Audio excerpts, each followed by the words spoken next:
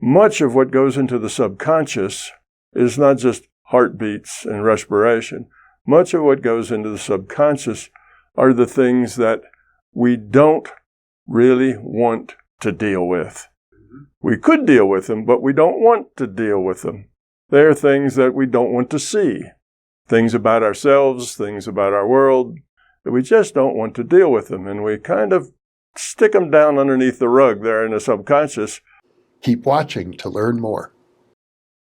For early access to our videos and live stream events, sign up for our free weekly newsletter at newthinkingaloud.org. New Thinking Aloud is presented by the California Institute for Human Science, a fully accredited university offering distant learning graduate degrees that focus on mind, body, and spirit. The topics that we cover here. We are particularly excited to announce new degrees emphasizing parapsychology and the paranormal. Visit their website at cihs.edu. Book 4 in the New Thinking Aloud dialogue series is Charles T. Tart, 70 Years of Exploring Consciousness and Parapsychology, now available on Amazon.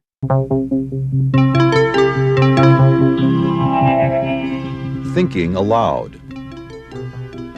Conversations on the leading edge of knowledge and discovery with psychologist Jeffrey Mishlove.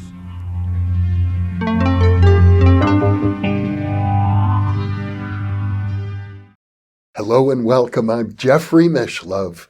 I'm here in Albuquerque with a live guest in my studio, none other than Tom Campbell, the author of My Big Toe, the founder of the Center for the Unification of Science and Consciousness, and an individual who is a physicist and who has been a guest for 7 previous interviews on the New Thinking Aloud channel.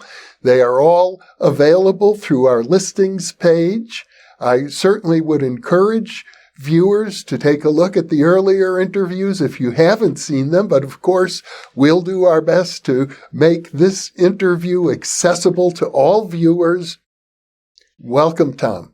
Thank you, Jeffrey. It's good to be back in the chair again. It's a pleasure to be with you, and of course, there's so many details one could drill into with regard to your theory, but for the benefit of some viewers who probably are tuning in and maybe even hearing your name or learning about My Big Toe and your work for the first time, let's do a brief summary to get people oriented. The very basics of this is that our reality is a computed reality. Physicists pretty much agree that reality is information-based. Quantum physics tells them that. But they don't know what to do after coming to that conclusion. Reality is information-based. Well, if it's information-based, that means it can be computed. If it can be computed, then it could be a simulation, which is the same as saying it could be a virtual reality. But the reason physicists don't go there is because they don't know how to answer the questions, well, where is it computed and who's computing it and why? And the answer to those questions is consciousness is computing it. Consciousness is an information system. Consciousness I define as awareness with a choice. Consciousness takes in information, processes information, compares that information, that processing, to its memory, and does a little more processing and then decides what to do about that information. Is it actionable or what is there to learn there? So what is it that takes in information, processes it, compares it to memory, processes it, and then takes action, does something, has an output? Well, that's the very most fundamental definition of an information system. That's what information systems do.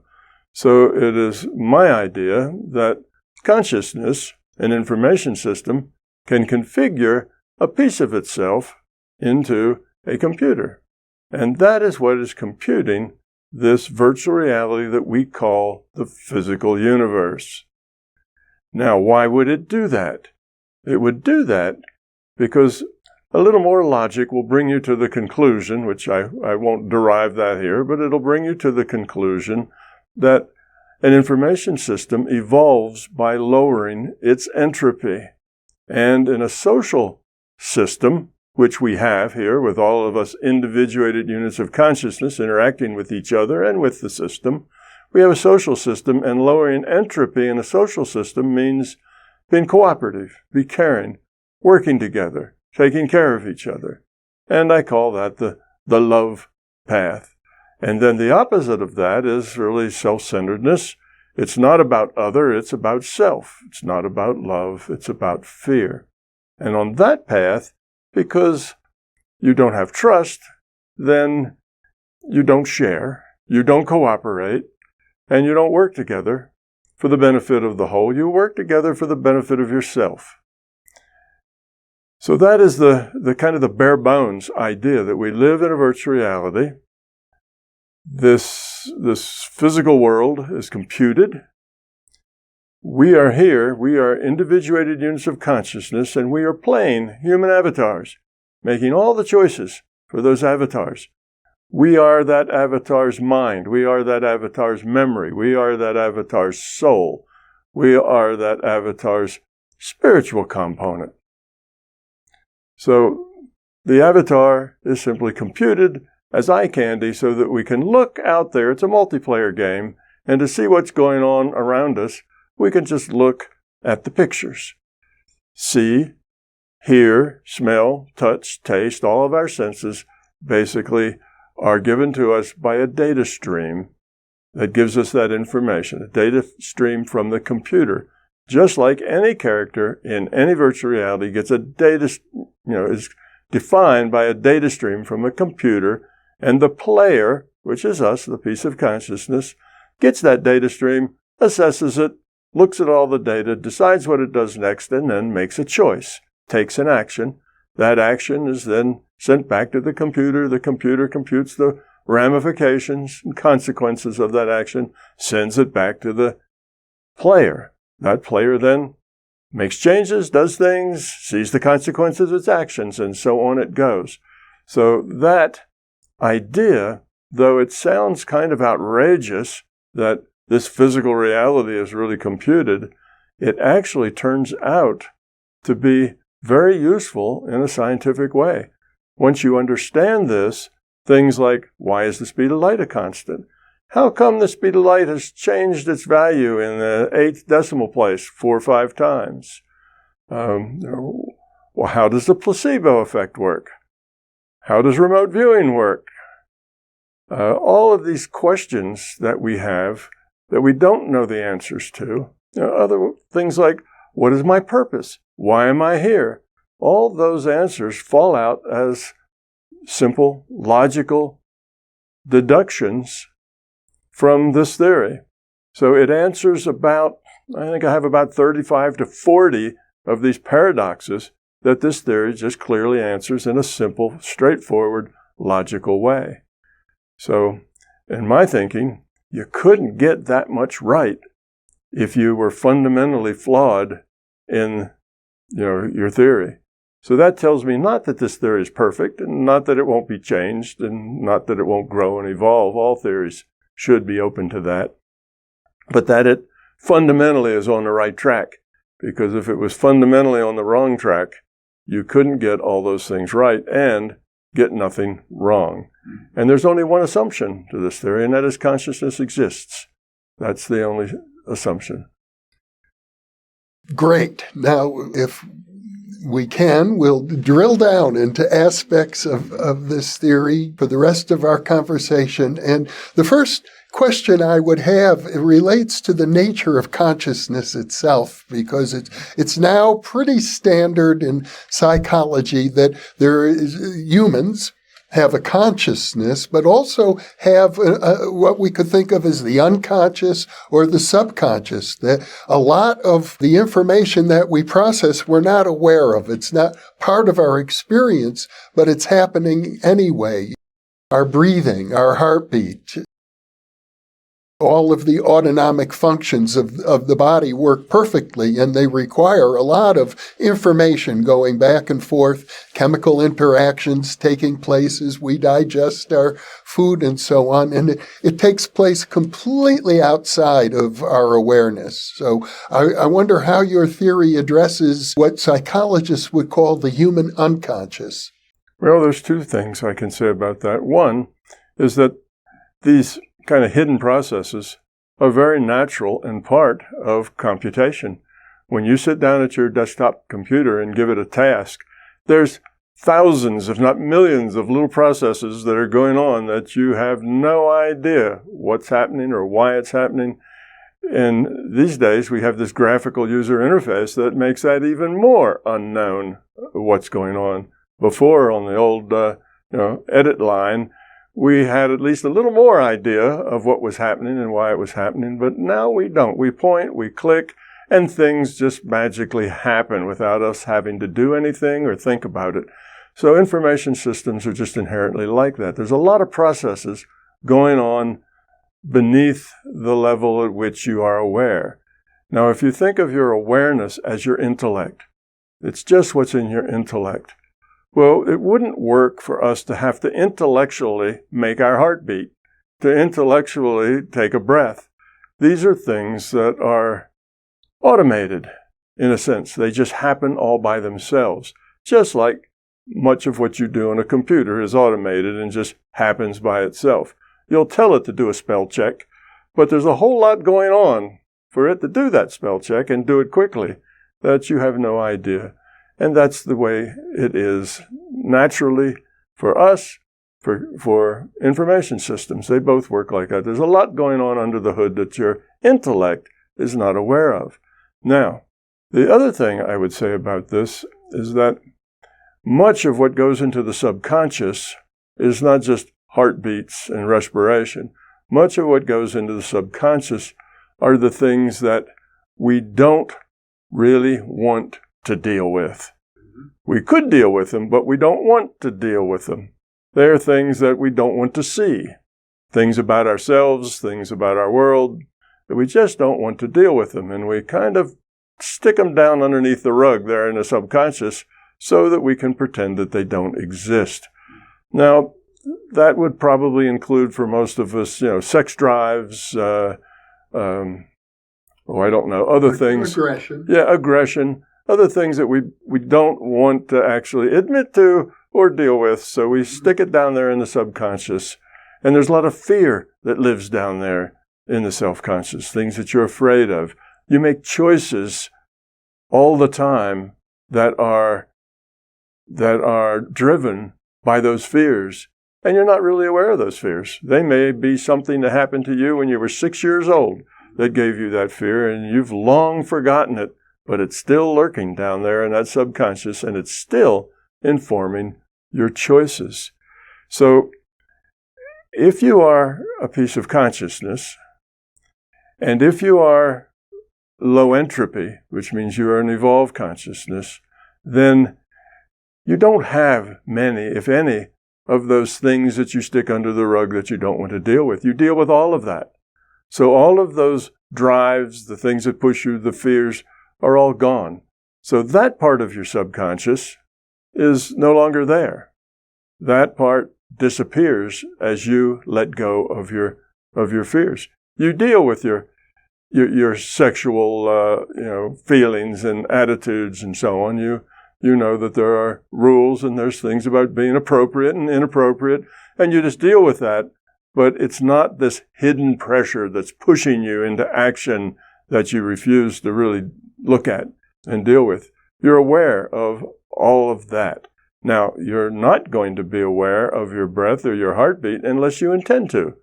You can always focus on that heartbeat and focus on that breathing, and you can control it somewhat. You can slow your heart down or speed your heart up. It wouldn't be very wise to try to make it stop beating, but in any case, you have some control over those functions, but not complete, because those all have to be on automatic so that the body not only survives but is efficient. If you had to control all that from your intellect, that would be a huge burden on our intellect. So the body doesn't work that way. Our body has evolved to be efficient. That means some functions just go on their own. So that's my sense of that subconscious. For someone who is highly evolved, that subconscious is a very small automated piece of who they are. For somebody who is not highly evolved, that means low entropy in their consciousness, then that subconscious is just stuffed all full of boogeymen and ancient terrors and insecurities and all sorts of other things that drive behavior. So, in other words, when you talk about a person as an individuated unit of consciousness, you're including both the conscious aspects, or as you say, the intellect, and the unconscious or subconscious aspects of the individual. Yes, I'm covering both of those and one more, and that is the intuitive aspects of the individual. Individuals, being consciousness, they have access to information. There's information within consciousness that has to be there in order for the rendering engine to do its business and do it efficiently. And that information is stored within this larger conscious system, and it's accessible to consciousness. So that is what is the source of most of our intuitive information. Not all of it, but most of it. So we can reach out to that intuitive side, which is not logical. It's beyond logic. You just know. Suddenly, you suddenly know something that you didn't know before, and you can't describe exactly why you know it. You just know it. That's your intuition. Now, that's where most of our art, that's most where our creativity, most of our aha moments when we suddenly realize things, has a lot to do with that part of us. You see, our mind has, or let's say our consciousness has two ways of processing. One is intellectual, and the other is intuitive. And we use both all the time. We do pay attention to our intuitive side. We just don't know that we do. People who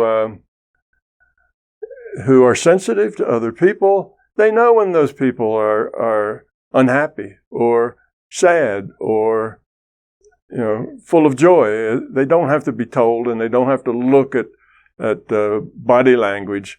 They can feel that. Okay, they can just connect with people. That's intuition telling them that.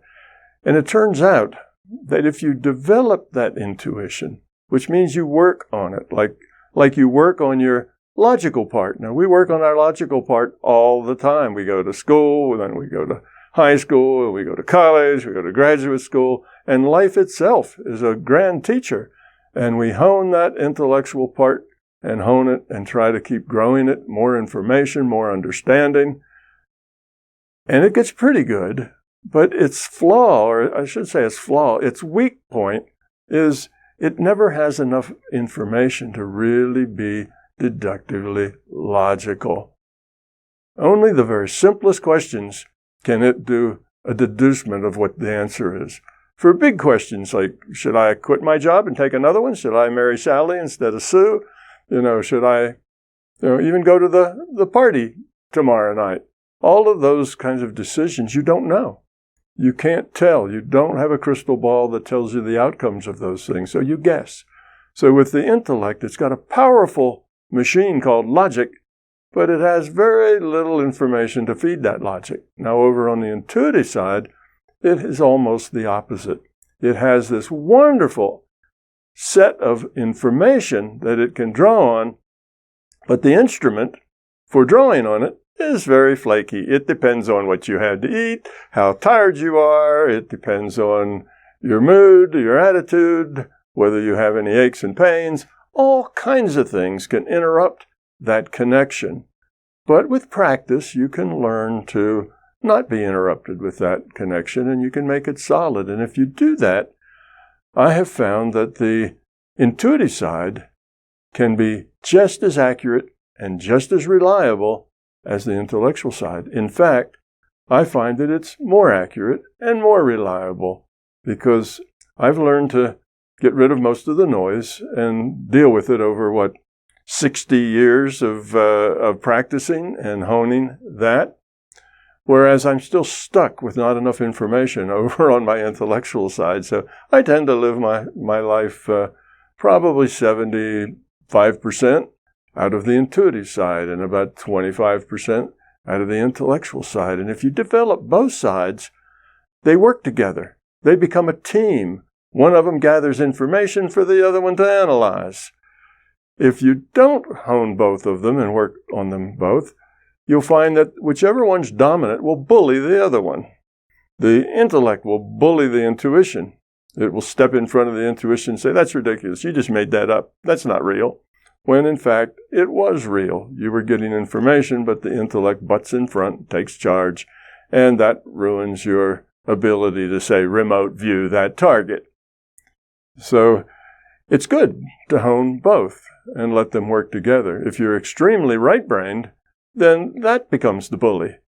You just don't like logic. You don't read things that are terribly logical because that logic just takes a long time to get there. And you can get there so easily without doing any of that. You just find the answers. You don't have to have a logical process to get there. But the downside is you can't explain to anybody else how you do it. You just do it. So you have credibility problems because it's kind of like magic, and sometimes it works better than others, and sometimes it doesn't work at all. So it's a little problematical. But that's that's kind of the two paths and the way we get information. How about emotions? Where, for example, obviously humans have emotions. Would you say the larger consciousness system also has emotions? Yes, consciousness has feelings. Feelings are part of consciousness. You feel happy or sad or glad or, whatever. Those go with consciousness. Mm-hmm. All of your memory is in consciousness. It's not that your brain remembers anything. Your brain is a virtual brain.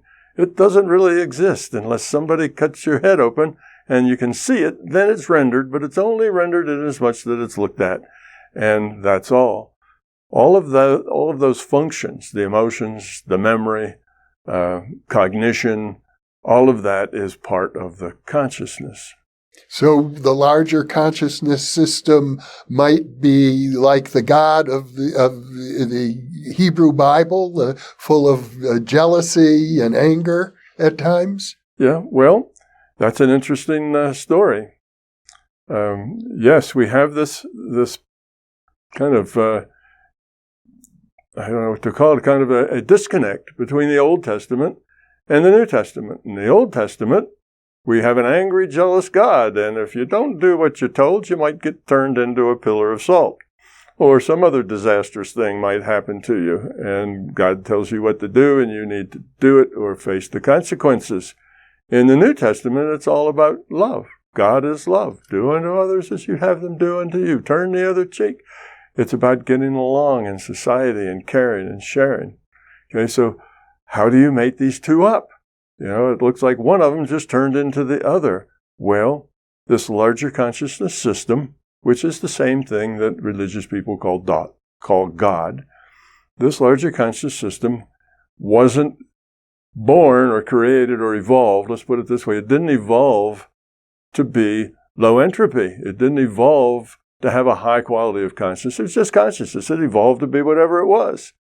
And when there were individuated units of consciousness, which are like little subsets of itself, then in the beginning, it tried to bully them. All right, everybody, today we're going to practice being kind to each other. All of you line up, and the individuated units of consciousness with free will said, no thanks, boss, I got something else to do.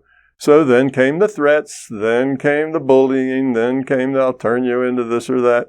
So that's the Old Testament. But the larger consciousness system soon learned that whenever you try to bully, whenever you try to run over somebody else's free will, you end up making everything worse. That's not a good solution. If you want these individuated units of consciousness to grow up and become love, lower their entropy, they have to do it from the inside out. You can't force that on them from the outside in. It doesn't work that way. So with the experience it had with us, it learned that love is the best way to interact with another being, with caring, with compassion.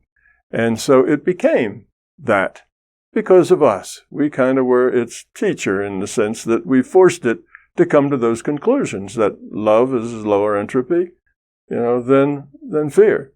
So it learned that. So that's why I think we've got this disconnect between the Old Testament and the New Testament, because the larger conscious system had to learn to grow up, and we were the instrument of doing that. As long as it was one monolithic thing, well, it had no problem. But it also had only a very small set of the possible ideas because it was just one mind. So I think that's kind of the reason why we have that. That's God evolving. And it started where it started and had to evolve to become love. That's not something that just automatically happens. And it's still evolving. Evolution is open-ended. There's no end to evolution. You just keep going. Whatever you have, you learn, to do better or to experience new things. Well, in all religious traditions, not just the Judeo-Christian tradition, you have what in Judaism and Christianity might be called the heavenly host. You have angels, you have potentially demonic entities, you have even saints or spirits of the departed. So there's a range of non-physical entities that pretty much every religion describes in one way or another. Is that part of your model? The larger consciousness system would do that? No, it's not part of my model directly. But indirectly, these things do happen. People have these experiences. What I mean by indirectly is that often things happen to people that they do not understand. It's not a rare occurrence. A lot of things happen to people that they do not understand. But humans have a need to understand, and they don't like not knowing. Uncertainty is something that is uncomfortable. Because if you don't know, then something bad might happen and you wouldn't be ready for it. So you want to know what happened and why it happened. Well, if you just don't know, what we have a tendency to do is make up a story. We make up the best story we can think of that explains that, and then after a while, we begin to believe the story. The story becomes truth. People talk about beliefs, but people don't have beliefs because when you have a belief, you see that belief as a fact. That's what it means to have a belief. For you, that's a fact.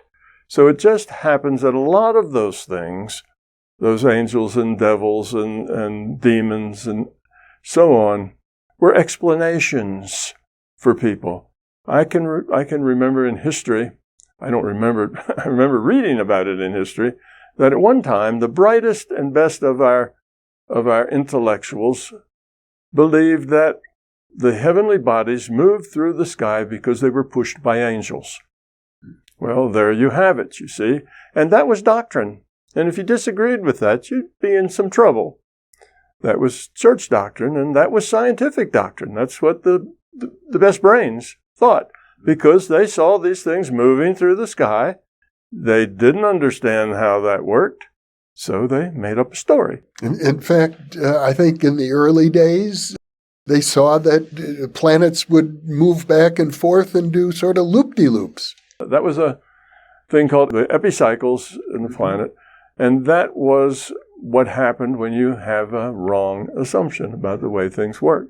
So they had a wrong assumption. One of the things they made up wasn't true, so they end up computing the cycles of these planets, and they, had them doing little loop-de-loops around in a big circle. Anyhow, so people tend to make things up. Now, we can't say that those people were stupid. How could they be so stupid to think angels push the heavenly bodies around? They weren't stupid at all. They were just as smart as we are. They just didn't have any other information to go on. They looked at what they knew and what they believed and came up with the best story that they could. And from them, it was a very rational story. Then they didn't have any other answer. It was either that or what? They didn't have any other answer. So that became their story. And as usual, years go by and the story becomes a fact in people's minds.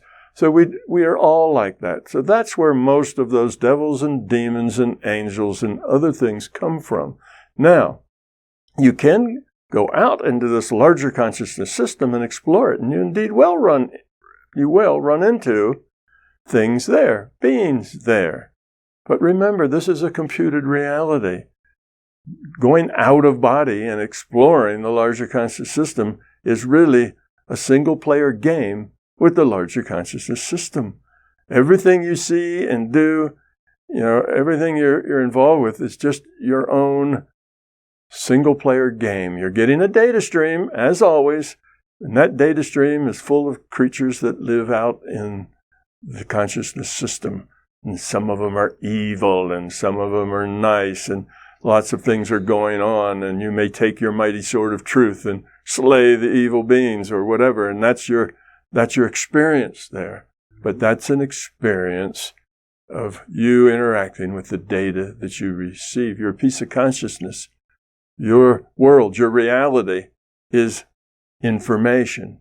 Remember, reality is information-based. That's what the physicists say.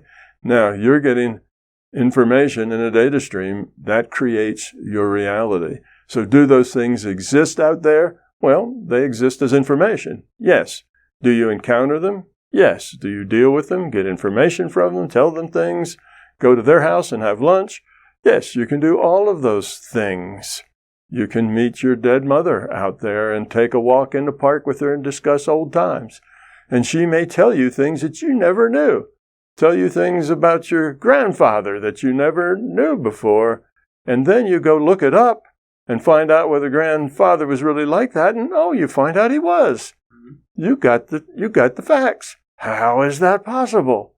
Well, that information is available because this system saves all the information of all the things we do and think and are, and it's available in that database. So you are getting a data stream, and that data stream knows a lot about your life and your past and everything else because it's been collecting data from the beginning. So if we, as individuated units of consciousness, are receiving a data stream, it appears to be coming through our eyes and ears and nose and so on, but I assume you would agree that those are also being computed by the system. So it's coming into, we must each have a center of some sort, a point of awareness receiving the data. Yeah, we are. We are individuated units of consciousness. And that comes to us. Let's say you're playing a World of Warcraft game. I don't know a whole lot about the current games. I only know that one because my kids played it. But I know of that one. And if you're playing that game, you will get, let's say, a good monitor. You'll get a few million dots of light on your screen. You look at those, say, 2 million dots on your screen, and you see rivers and streams and houses and other barbarians and the whole reality. You see it there. Now, how do you get rivers and streams out of a bunch of dots of light? Well, that's data. The dots of light is your data stream from that server that's serving that game. You look at those dots of light, and because of your experience, you know what a river looks like and what something, and what a doorknob looks like. You know those things. So when you see things that match the patterns that you've learned, then, that's a doorknob. That's a river. Because the data comes in patterns that you're familiar with from your experience. But if you don't have experience, if you were born, kept in a closet, never got out of the closet until you got to playing this World of Warcraft game, you wouldn't know what any of those things were. They'd just be dots of lights, and you'd look at it and say, what is that mess? You wouldn't see rivers and streams and doorknobs because you'd never seen any of that stuff before. So that's how we learn to interpret the data. And it's the same with consciousness. We learn how to interpret data. Now, let's say we're out in the larger conscious system and we get a data stream and we see something and we don't really relate to it. We've never experienced what's out there before. Well, we have to make up some kind of a story according to what we have seen.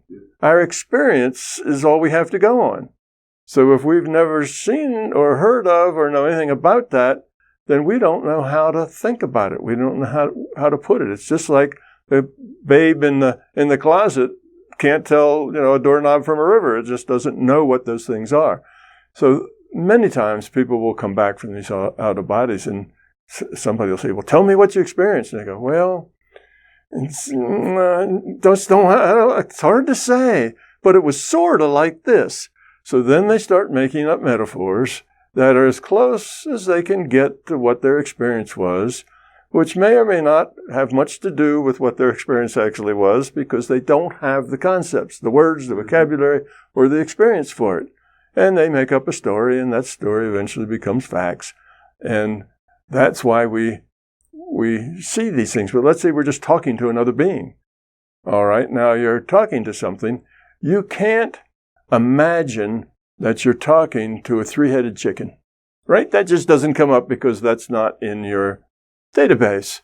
So you imagine that you're talking to something that looks sort of like you. It's got a head and shoulders and a body and legs, and it's there. So you put that on this thing because you're communicating with it. So you create the body because that's your story of what you're communicating with. So if it's big and bossy, then you maybe, make it look one way. If it's kind and gentle and soft, it'll look another way. That's you trying to make a story that suits your experience as best you can. That's just the way we work. So yes, people go out of body and they run into demons and they run into angels and they run into all kinds of things because that's what they can attribute that to. That's their best pattern match. The way we work is mostly by pattern match. Mm-hmm. That's how that's the way our cognition is. We get data and we say, well, what pattern does that match? What does that look like? And if we have no idea, then we don't know what it is we saw and we can't describe it. Or if it looks sort of like this, well, then, we'll make up a story about that. And if it's talking to us and communicating, then we'll give it a body that looks like something to communicate to us. So why do we see all those people out in the non-physical wearing robes? Often with the hood pulled up, because that way we don't have to go into detail. It's just easier to just leave it at that. Now, if you are, more free from the common things that we might understand here, you might not see. You may see a talking orb, right? You may not put a body on it because a talking orb is something maybe you saw in a sci-fi movie or something else, and that's the way you see it, and that's kind of exotic and neat, and maybe you think that's particularly a cool thing. So we see all kinds of things, we hear all kinds of things, and yes, that data informs all of our senses. Now, in the World of Warcraft, there's only two senses engaged, your hearing and your sight.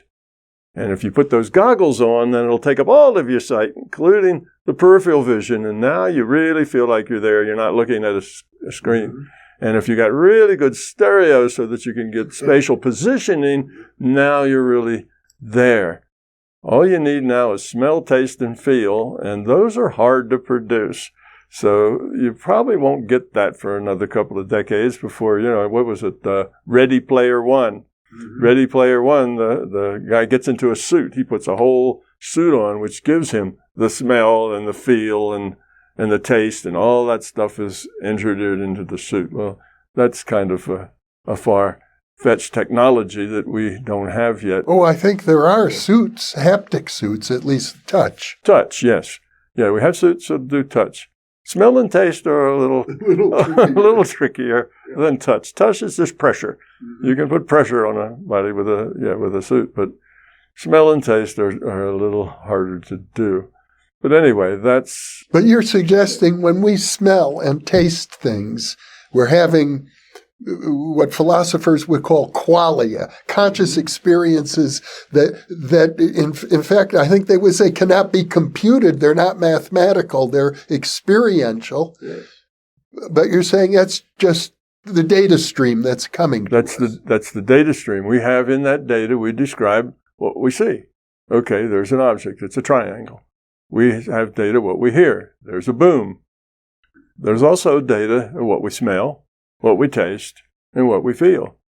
So we get that data as a piece of consciousness. And depending on our experiences, we turn that touch, smell, whatever into the best thing that we can to match our experiences. So if you've gone out of body thousands of times over many, many years, then you're much better at describing things than you would be on your first trip. So it's a matter of learning what things are and how you interact with them.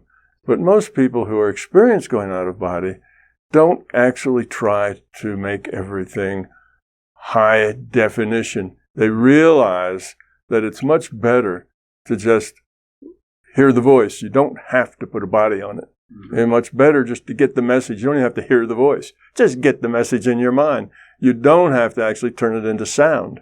And with practice, then it becomes a consciousness to consciousness transmission, and you putting in your input to them, their input to you, and you just get it all mind to mind, and you've given up with the sense data, because that's really trying to take something, some information, and put it into a form that you're familiar with.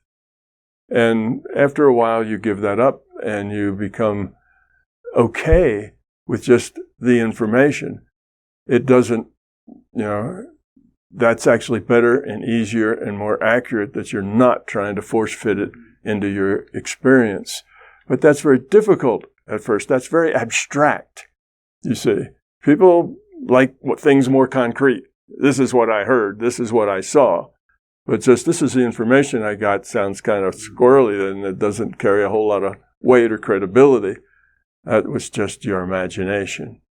Now, I know you've made many references to out-of-body experience, and I suspect that only a small percentage of our viewers are actively traveling out of the body, or maybe even at all. But it's worth mentioning, at least in passing, that you've had extensive experience yourself in that arena because of your association with Robert Monroe, the author of Journeys Out of the Body, and we covered that quite extensively in our very first interview. Yes, we did. Yes, I have a lot of experience with that and all the other things that are paranormal. Mm-hmm. We did most everything paranormal that could be done. We practiced at it until we got good at it, until we felt like we were accurately processing the information that we got. But we were mainly looking for evidence. Dennis and I, the person that the two of us went out to Bob and Russ, we needed evidence. He's an electrical engineer. I'm a physicist. And it was a long time before we got to the point that we didn't ask, is this real? For the first couple of years, is this real, or is this just some kind of thing going on in my brain, in my mind? Am I leading myself down this primrose path of thinking that these things are happening or working? But we had so much data, so many experiences, that it was intellectually, it was obvious that something paranormal was happening. We were getting our targets in the remote viewing, like 80%. So that's not guessing. There's something else going on there. So if we just look at the data, you'd say, yes, something real is going on here. But getting that, as opposed to getting it down at the gut level where you know that this is real, there's two different things. And it took me much longer to get that knowledge down at a deep level. I call it the being level. It was, and when it did happen, it was like a big thing in my life, because I stopped asking, is this real? I stopped questioning everything. I just let it be. And once you just let it be, then it gets a lot richer, and it gets a lot easier, and you can go a lot further, a lot quicker. And it's not that you let go of being rational.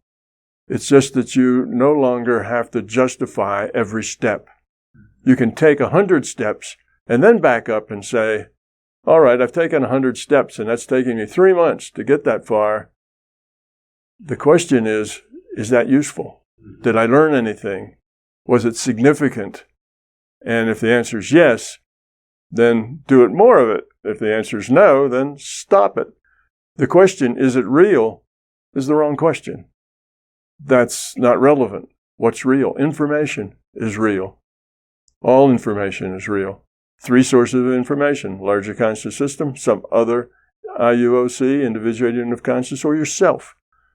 And you don't have tags on any of that. So you don't know what you're creating, and what you see, or whether that's coming from the source, the larger conscious system, or whether it's somebody else. Could be any of those or pieces of all of those. So it just takes experience to sort all that out over time. And you can sort it out, but never perfectly. You'll never know for sure. You get something through that intuitive channel. You don't know 100% whether that's real, whether that's part you, whether it's part somebody else.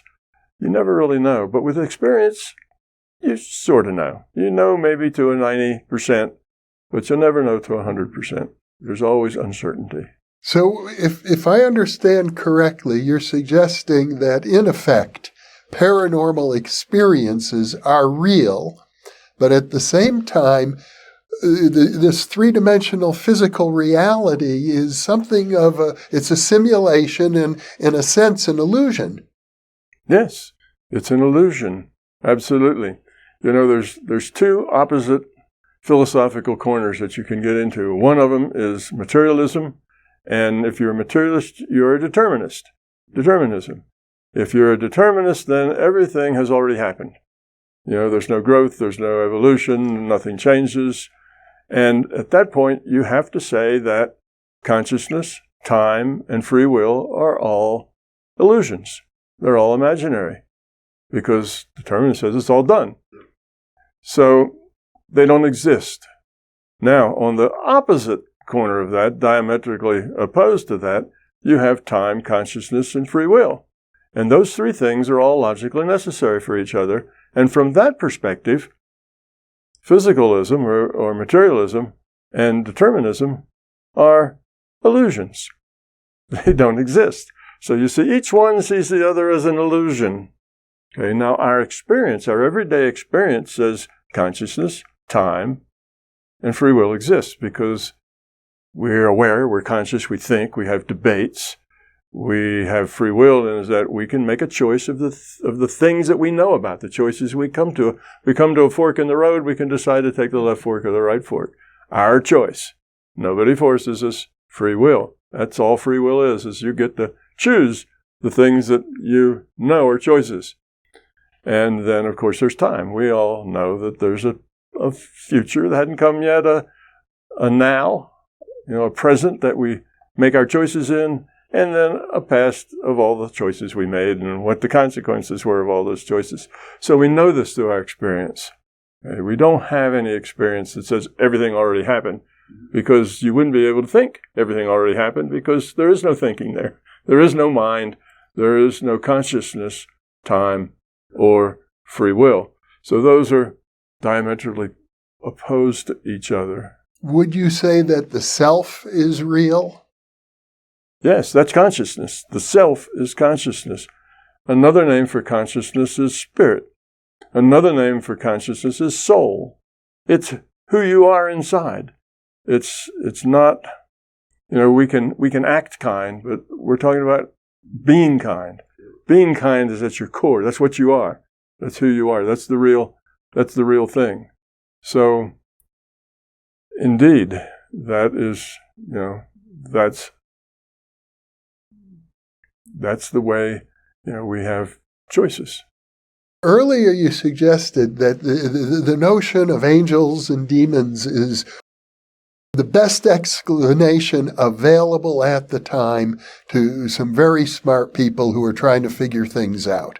That's the majority of it, not necessarily all of it. That's the majority of it. The larger consciousness system, if it wants to interface with you, it's got something that needs to help you with. You're having a problem with anger management, say, and that's the thing you've been trying to learn for a long time. And it wants to help you because as you evolve, it evolves. You're a part of it. So it may say something to you. Now, again, what are you going to think about that? Well, you'll probably see some kind of humanoid thing. You're not going to see a three-headed chicken. That's out because that's not part of your experience. You may see a burning bush. You may see a sphere that's glowing and speaking to you, but you'll probably see something else. Or maybe you'll just hear the voice in your head. Or you might see an angel fly up to you with his golden wings and, sit down on the head of your pin, and you may have a conversation with that angel. And the angel may tell you, I am the angel Gabriel, and I've come here to deliver a message. So, yes, you may get data, streams that have these things in them. Yeah. They may have angels and demons and stuff. It's not that you don't see them, or that your memory is flawed, or that you're making it all up. You may indeed get that in your data stream. An angel, a demon can be in your data stream. It could be that you created it yourself. We make up our own stories. That's one of the sources of data, your own source. And that's what I meant when I said we tell stories. Yeah. But those things could also be sent by the larger consciousness system because it has some value to you. And usually the value is in growing up, getting to have a lower conscious. It's not a story that we made up. No, that's not a story that we make up. And the third choice is it comes from somebody else. Somebody else could be sending you that image, or you may just pick it up from that other person's head. There is such a thing as collective consciousness. And we get lots of information from collective consciousness. Our culture is a collective consciousness. But they could also be stories. Yes, and they're stories, and they're things that happen, and you'll get those, and you didn't make those up either. So like I say, there's three sources of data that can come to you. One of them is yourself, and we make those up, and we make them up to suit us the best we can, and then we believe them. Another one is you get it from somebody else. You pick it up from their mind. All consciousness is netted. Yes, you can even talk to your dog. You don't talk to English. It's not an intellectual creature, but you can get the feelings, you can get the essence, and you can even get short sentences because you are getting the information you get, you're turning them into sentences so that you can process them. Yeah. It's not that the dog's speaking English or French. It's that, you are taking those feelings and turning them into some kind of simple language. So, yes, those are the three sources. So, no, you don't always make it up. But most of the lore out there about the devils and the rest of it is people getting information and making up a good story for it. And a lot of it is that way, probably the most of it. The second most thing is that it's coming from the larger consciousness system because that's always trying to help us out if we're on a path of learning. If we're not on a path of growing up, then it kind of leaves us alone. And then the least one is that you get it from someplace else. But, some people think very loudly. Some people, if you're around them, you know what they're thinking, particularly if they think it with an explanation point at the end of it. You get that, and you hear it, you feel it, it's just there, just like you know how people are feeling. These communications are mind to mind. So we do that all the time. And sometimes we make up a story about that. Well, would you say that, stepping back for a moment from yourself as the originator of MBT, would you say it's possible that the idea that we're living in a simulation produced by a computer, which is a part of the larger consciousness system, is also a story? It's maybe the best story we can come up with at this time. Absolutely. All of those things are metaphors, right? Larger conscious system is a metaphor for source. There is a source. The individuated unit of consciousness is a small piece of that source. So this is just a model. It's a model of reality. And these pieces I put together wherever I saw a fundamental function of consciousness. Well, the most fundamental function is source. Where did it all come from? Another function is, let's say, the learning from our various incarnations. There has to be a part that absorbs all of those experiences and looks at what are the trends. Are you improving or you're not improving? What are the problems? What do we have to work on? So you need that function that accumulates. then you also need a function I call the free will awareness unit, evidently, or the last thing I just said, the one that does the looking across all the lifetimes, that's the individuated unit of consciousness. Free will awareness unit is just a subset of that individual unit of consciousness, and it's what actually logs on to the data stream that makes it think that it's alive and well in a human body. In other words, Tom Campbell and Jeffrey Mishlove are free will awareness units. But if we had a larger perspective, including past lives, that would be the individuated unit of consciousness.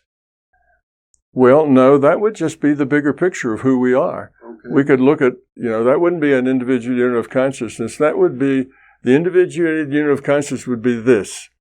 Okay? Now, you can see progressively bigger pictures, and you can see pictures of how you fit in and what's important and where you came from and how your past choices have led to where you are now. All of that is just getting a bigger and bigger picture of who you are. But as I made up this model, yes, I created the model, right? It's the best story I could come up with, just like everybody else.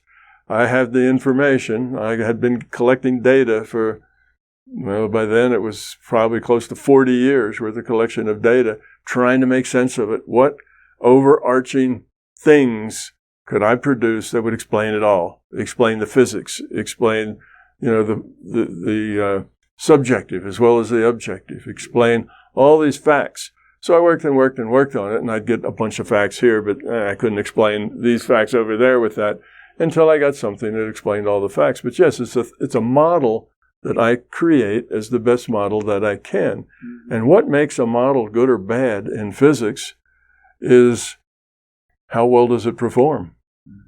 How much can it predict new things and get them right?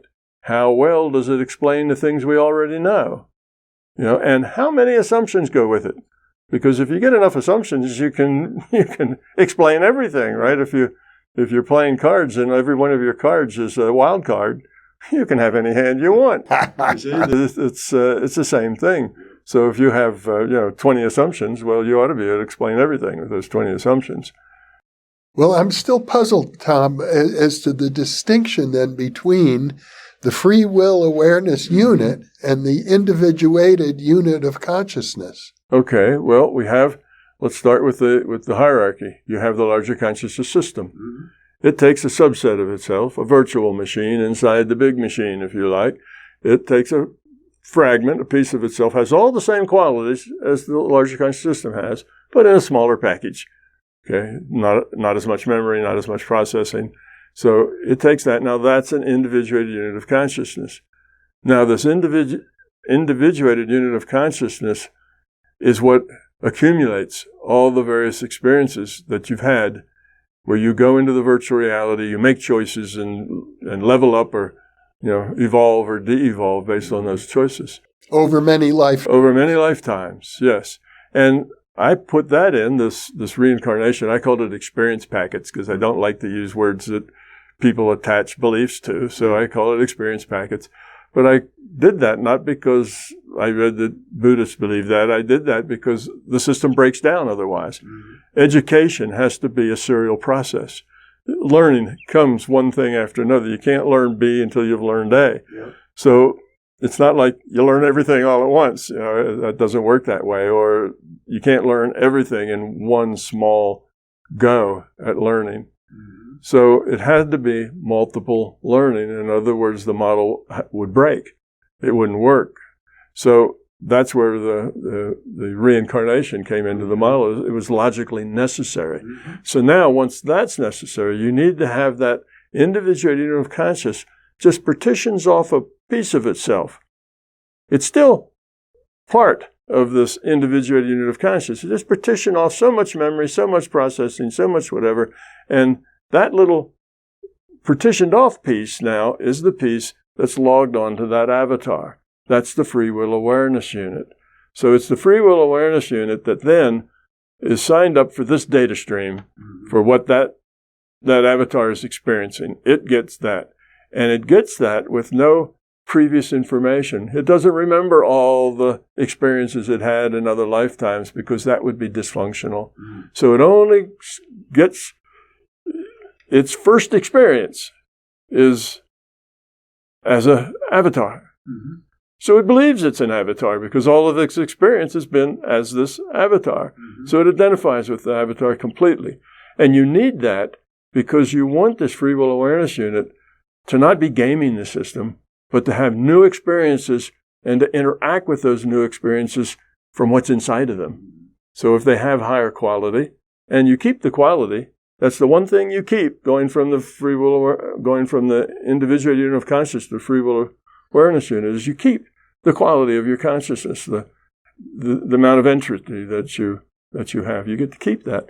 So when you're born, then, or you log on to this infant, or even before the infant, you logged on and you're in the womb and you're punching mommy from inside and you see lights and you hear voices and you hear music. You're processing all of that. That becomes part of your experience, but you're interacting with it not from your intellect, but from who you are, out of your core. Because if you interacted with your intellect, like, oh, I've done this 1,000 times, I know how this goes. I'm supposed to be kind and I'm supposed to care about others. So I'll act all that out and I'll have the right answers. Well, no, that doesn't help you grow up. You got to be that, not act it. So you have to not have that memory so that you act as you are, because that's the way you learn. Otherwise, everybody would be gaming the system if they knew that. They'd be trying to get the right answers rather than growing up and becoming the right answer. Let's talk about source. You said that the larger consciousness system is an information system, and we could think of it as the equivalent of God, although you don't like to use religious terminology. But if we borrow, I mean, we have a very extensive history of religious terminology we can draw upon, and often religions deal with the beginning of times and the end of time. Do you have a sense in your model of the end of time? No, I don't, because everything is evolving in this system. The larger consciousness system, yes, that's equivalent to what people call God. It's also evolving. It's been evolving. Remember, we talked about it didn't know that love was the answer. It had to figure that out through trial and error. That's how we learn. So it's still evolving. And the thing that's nice about evolution is that the more you evolve, the more states you have to evolve into.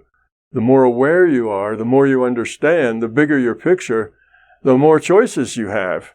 Because when you have that little picture, well, there's just a few choices here that you know about. But when you have a much bigger picture, there's a lot more choices. So the states that you can evolve into keep getting bigger and bigger as you grow.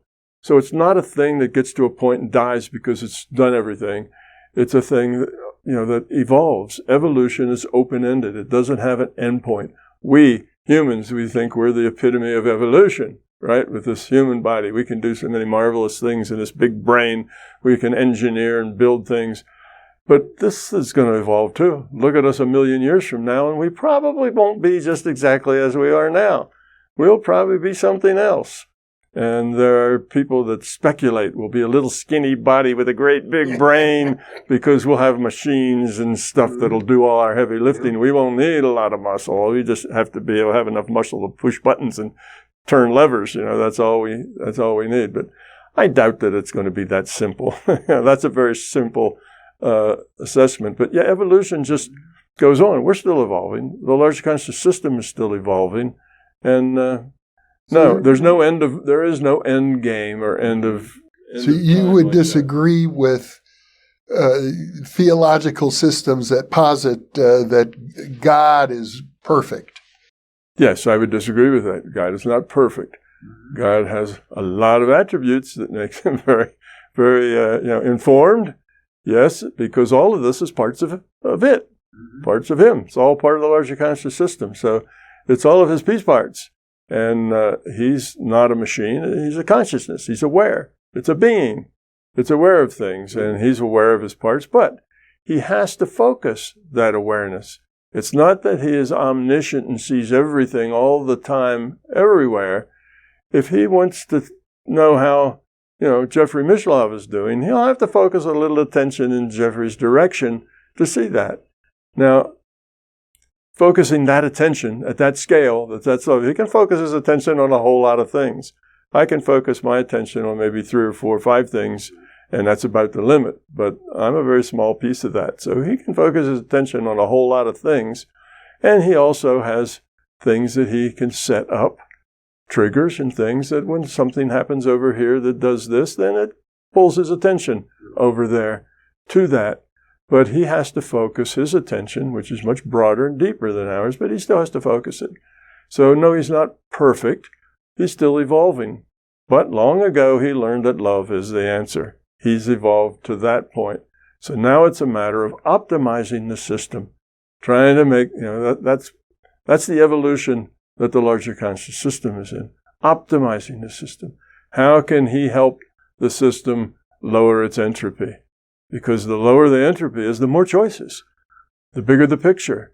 So he would like us to lower our entropy, become higher quality of consciousness, to become love rather than fear. So, and he will help us do that. That's part of his process of evolving himself, is helping us evolve ourselves. So there is a lot of interaction there between us and the larger consciousness system, but is not perfect, still evolving, still in a process of becoming. And so it will always remain. There's always one, like I say, the bigger you get, the more options you have. So you don't see an end point, the omega point, as it's sometimes referred to? No, not only that, you take a step back from that, I don't see the end point that many of the Eastern religions find. Now, some of those don't have end points either, but some do. And they say that you go up to a point where you are enlightened, and that means you are all love and no fear, and after that you're done, and then you merge back into the Godhead and become one with the larger consciousness system. And I don't agree with that. That is not the way that it would work, because that's going in the wrong direction. We started with a larger consciousness system that was a unitary thing. It broke itself into pieces for a reason, because all those pieces interacting, give you more leverage, more things to do, more ways to grow than if you just have one thing. So everybody coming back, you're going to end up with the one thing again, which was your problem a long time ago. So it doesn't really make sense. And the other thing that doesn't make sense is, as you grow up and become more love, then you become more valuable to the system. You become a teacher. You become someone that can help others. And you don't have to be a big deal. You don't have to have thousands of people, kissing your feet. You may just be a good example someplace where you just show that the way love is and the rewards that comes from being that way. So when, the system needs as many of those high quality individuals back into the system to help the system grow and be more effective. So when you get to that point, it's not like game's over. You just reach to another level of being able to help. And the other point is that entropy, if you don't continually put energy into a system, the entropy of that system will increase. Yeah. Second law of thermodynamics, and it holds even in consciousness. So if you get to that point where you are pure love, if you don't practice it, if you don't practice what you preach, if you just got there and now you're done, your entropy will begin to increase. And pretty soon you're going to have ego, and you're going to have beliefs, and you're going to go backwards. You'll start de-evolving because you have to constantly put effort into your growth in order not to go backwards. So you're not just going to sit on a cloud and play your harp forever, because if you're not actively engaged in being part of the solution, you're going to become part of the problem, whether you want to or not. So no, I don't think you go back to the Godhead. That's not the way it works. You just get a higher level job. Would you say that the larger consciousness system is one with everything? It is all there is. It is the one. Everything is, yes, a piece of it. It's the source of everything. And, you can experience that. Everybody can experience that if you want to. You can kind of see reality through the eyes of the larger consciousness system. And, the Hindus have a name for that. I don't know, nirvana or Samadhi, something like that. And it's available to everyone. And you don't have to be a yogi and have your whole life dedicated to it. A lot of people who have near-death experiences see a glimmer of that. They get the same thing. And when you get that vision, when you get that experience, you find that your own identity disappears. You're no longer Tom Campbell with a big picture. You're not Tom Campbell at all. You're one with everything. And you kind of look at that expanse and you're a piece of grass. You're just this little piece of grass. You're a tree. You're every leaf. You're every rock. You're everything. And you have this feeling of total love. And you're surrounded by that feeling of love. And you are part of that love. It's not that you're a separate thing. You're just a piece of that love field. And you have no identity. And you connect as being everything. Everything. You are it all. And that is that experience that you get with seeing the world through the larger conscious system eyes. It gives you a little bit of what's it like to be the larger consciousness system. It's a system that is love. And it's in that state all the time. But it's also keeping up with its humans and helping the ones that it can and pretty much ignoring the ones that it can't. Ignoring the ones that it can't help. Yeah. Why would it do that? Well, some people you can help by direct intervention. Some people you can say, well, what you need is to read this book. And that book will just somehow, mysteriously, jump off a library shelf into your hands, or somebody will hand it to you, or you'll just see it and be attracted to it for some reason. And, it can help you by doing things like that. Sure. But if you are a person that's not interested in growing up, thinks that's all BS and whatever, you're just into getting as much as you can get. Mm-hmm. How much money can you make? And, $100 billion wouldn't be enough. You'd have to make another $100 billion. So you're just into not growing up. Well, if you go to that person and slide a book over to them, maybe give them a book of My Big Toe or the Bhagavad Gita or something else that they might find enlightening, they won't like it. Trash. Throw it away. Some people are just not ready to change, to take a step in the right direction. So when I say it ignores people like that, I mean it doesn't take a lot of time working with them. Now, if it sees that there's a crack in that, they got a little insight here, they're changing their mind a little bit, it can jump in and work with them because now they're open to learning. But those people who are closed-minded, who can't, who won't, I should say, learn, grow, they're not interested in it. They're only interested in, how much money they can make or something. Those people, it pretty much leaves alone. It ignores them because working with them tends to backfire. I sometimes feel, though, if the larger consciousness system is, as you say, all and everything, then people who appear to be selfish or uninterested in doing good or actively engaged in doing things that we might call evil or at least disruptive are intended by the larger consciousness system. Intended to be that evil? Yes. Yeah. I don't think so. I don't believe, some people say, well, if you have this much good, you have to have this much evil to balance it. I don't think that's true.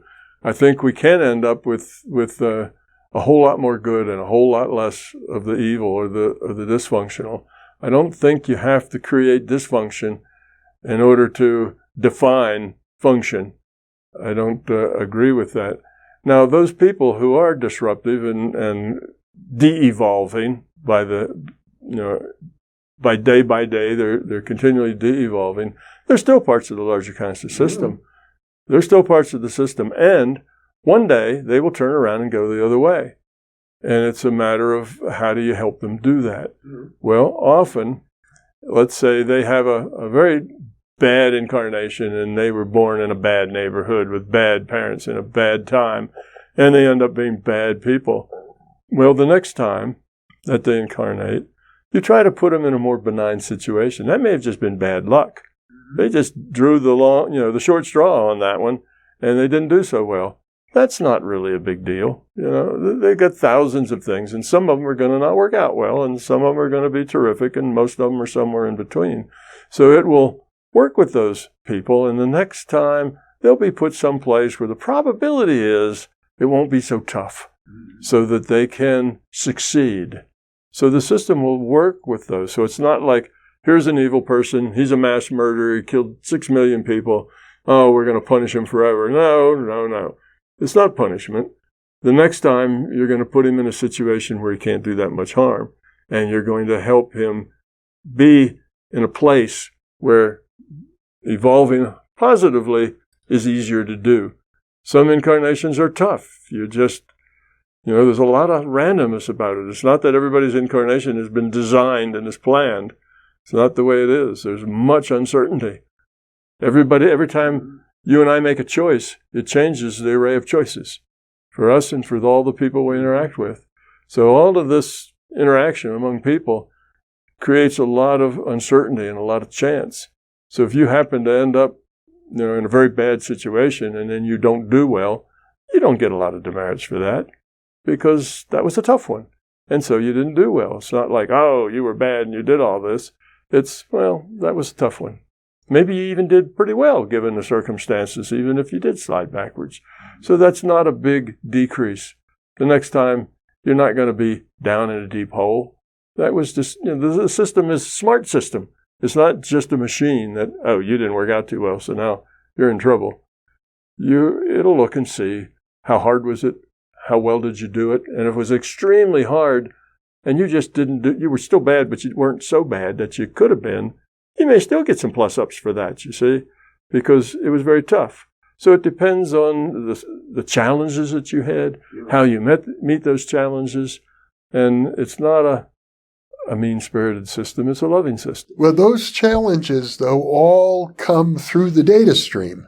Yes. So the larger consciousness system is the source of every challenge that develops an individual's character. So you might say, let's take the classic example everyone uses for an evil person, Adolf Hitler, was a product of the data stream that came to him. Right, but the larger conscious system is playing a multiplayer game. It's not just picking up data streams and giving them to everybody. We are interacting with each other. So Adolf Hitler got to where he was going because of his own grandparents and great-grandparents and choices and parents and things that he did, things that he believed and so on. He came that way. It was his choices that led him there. He's got choices. All right. Yes, the rivers were still in the place that the consciousness put the rivers. And the buildings that were there before he was born are still the buildings that are there when he was born. So there's things that continue, obviously, but the choices he makes, he has free will. They're all his choices. So if he's grown up in a time where it's easy to make bad choices, well, maybe he'll make bad choices or in a spot. But again, that'll be taken into consideration. So it's not like everything he experienced was given to him in data stream. He interacts with everybody else. It's a multiplayer game. So when he was 6 years old, somebody stole his favorite teddy bear, and maybe he never gets over that. So he has this grudge against reality because of that happening. Well, that's his choice. It's not that the system made him feel unhappy because somebody stole his teddy bear. He chose to do that. So then he has to deal with challenges. And the rule is it's not so much important what challenges you get, it's how you deal with them. That's what's important. So that's what's going on here. It's not that the system makes it all up and we're just puppets. And the puppets are all, and the larger system has 9 billion hands, and each hand has a little puppet and it's playing everybody. Each individual has free will and can make choices. And whether they evolve or de-evolve depends on the choices they make given the situation that they're in. Now, you mentioned the larger consciousness system desires for us, individuated units of consciousness, that we evolve by lowering our entropy, and therefore it evolves. Right. And lowering our entropy is to be more loving. Mm-hmm. Would you say then that the imperative is for us to feel love toward evil people? Well, yes, you feel love toward everybody. That's where you go. It's not just the good guys. You have to, it doesn't mean that you want to, go live with everybody or marry everybody or whatever. It just means that you can see that everybody is who they are, dealing with the circumstances with what they came in with. They were born in with a piece of consciousness that had a certain level of entropy. Given that, that's what they come in with. That may be high or that may be low. But they're doing the best they can with what they've got. They've had choices. They made the choices that they thought were best. Those choices were probably mostly made out of fear. That's the way it is with most people, and they're probably not so good, and they're bouncing here and bouncing there. They're making all those choices. But you have to have this attitude that everybody is trying best they can with what they've got. And that's the way it is. You have to accept that. To say, oh, that person's evil, we need to get rid of them. Well, that's not really helpful. That's now just overrunning that other person's free will. Do they need to be helped? Yes. Do they need to be encouraged or whatever? Yes. Do they need to be stopped from doing the things that they're doing? Yes. But it doesn't mean that you want to destroy them or that you hate them or anything like that. You just see them as kind of living out who they are with whatever the circumstances that are there at the time that they get their data stream. So you would be in agreement, I presume, with my favorite quote from Jesus, although I'm not a Christian, is love your enemies. Yes, and I think that's what was meant by that. It doesn't mean send your enemies all your money and take them out to dinner. It means if you go to hating your enemies, vilifying your enemies, being angry at your enemies, wanting to kill your enemies, you are part of the problem. You're not part of the solution. So we see in our culture, there's a whole lot of things people are upset with right now. We live in very tumultuous times, a lot of upsetting things out there. And if you approach those upsetting things with anger, how could those people be so stupid? How can anybody do that? How can anybody believe that? And if you are like that and you go out and holler and throw rotten tomatoes and do whatever, you're part of the problem. Even if you're just angry and don't do anything, you're part of the problem. So the point is that you need to get to the space that you are not angry. Angry is negativity. Angry is high entropy. You can just let things be. Yes, okay, that person is very dysfunctional and they're causing a whole lot of trouble. But that's the way it is. That person will have to grow up, just like I have to grow up. There's things I have to learn. There's things they have to learn. And meanwhile, they're causing a lot of trouble for a whole lot of people. But that's just the way it is. That's the way all of our interactions for that person, from where they're born to where they are now, all those interactions, all the things they got fed, all the rest of it, all culminates in what we are today as a culture. Everybody is the sum of all the choices they've ever made. So we just realize that and don't hate, don't want to, grab those people and choke them, even if you're never going to do that. Just the fact that you're feeling, violent, that's not helpful. That just keeps adding more angst into the growing angst of the whole. So if you aren't like that, now that doesn't mean that you just sit back and don't do anything. Yes, educate. Go stand out on a street corner and hold your sign. Write to the newspaper and tell them what you think. Share your thoughts the way it should be. Engage. You should always engage with your low entropy consciousness. So if you do that and it doesn't work, well, you tried. It sounds like you're perhaps implicitly endorsing a kind of righteous anger that's channeled in a positive way. No, I'm endorsing no anger at all. No anger. But anger is a natural human emotion. It is. It's a choice. Nobody makes you angry. You choose to be angry. You have to take responsibility for your choices. You can say, oh, George makes me angry. But George just triggered a fear that you have, and that's why you're angry. George insulted you, and you have a feeling of, being diminished. And in that fear, you react. So I say no fear and no anger at all. Let the anger go. It is the way it is. Anger won't help it. Now, be active. Yes, you can be active and you can oppose it, but you don't oppose it with violence. You don't oppose it with anger. Because if you go to somebody and you can say, you're a bunch of jerks. You need to stop doing this stuff. You know what that does? It makes them want to do that stuff even more. It pushes them into the dysfunction that they're already doing. But if you engage them in conversation, perhaps, and try to talk to them into another opinion, you might help some or it may not help, but you're doing the best you can with the situations that you have. So the important thing is always stay positive, and anger is not positive.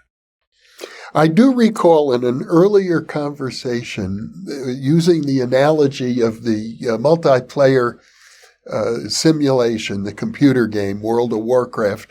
There are non-player characters that are, I think they're called NPCs, that are, in other words, they're not autonomous, individuated units of consciousness or avatars inhabited by other conscious entities. They're programmed.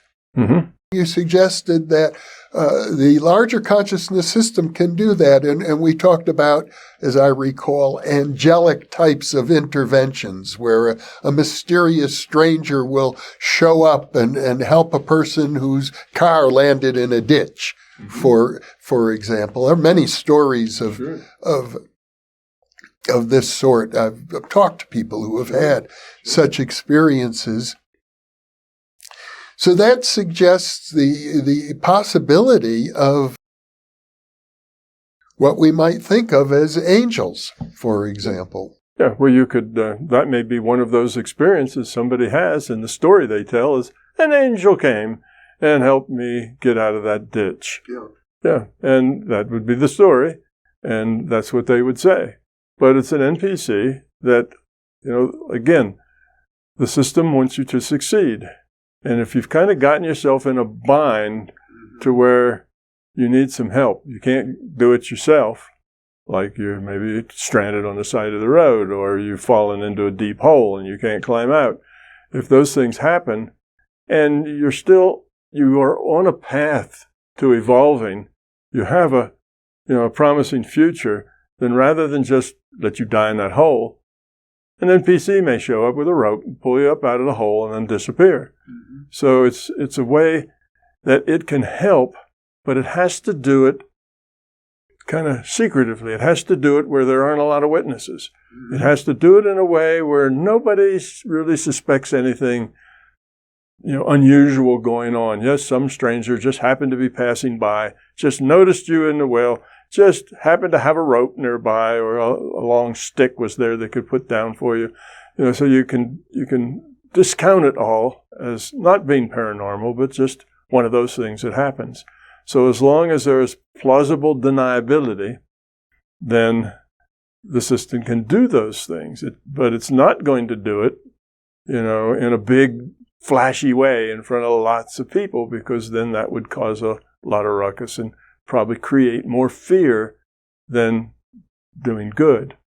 Well, would you say that's why the paranormal is so much on the fringes of our culture, even though there's good data that you know of and that I know of in the field of parapsychology? We're still on the fringes, and it seems like impossible to get into the mainstream, and it needs to stay that way?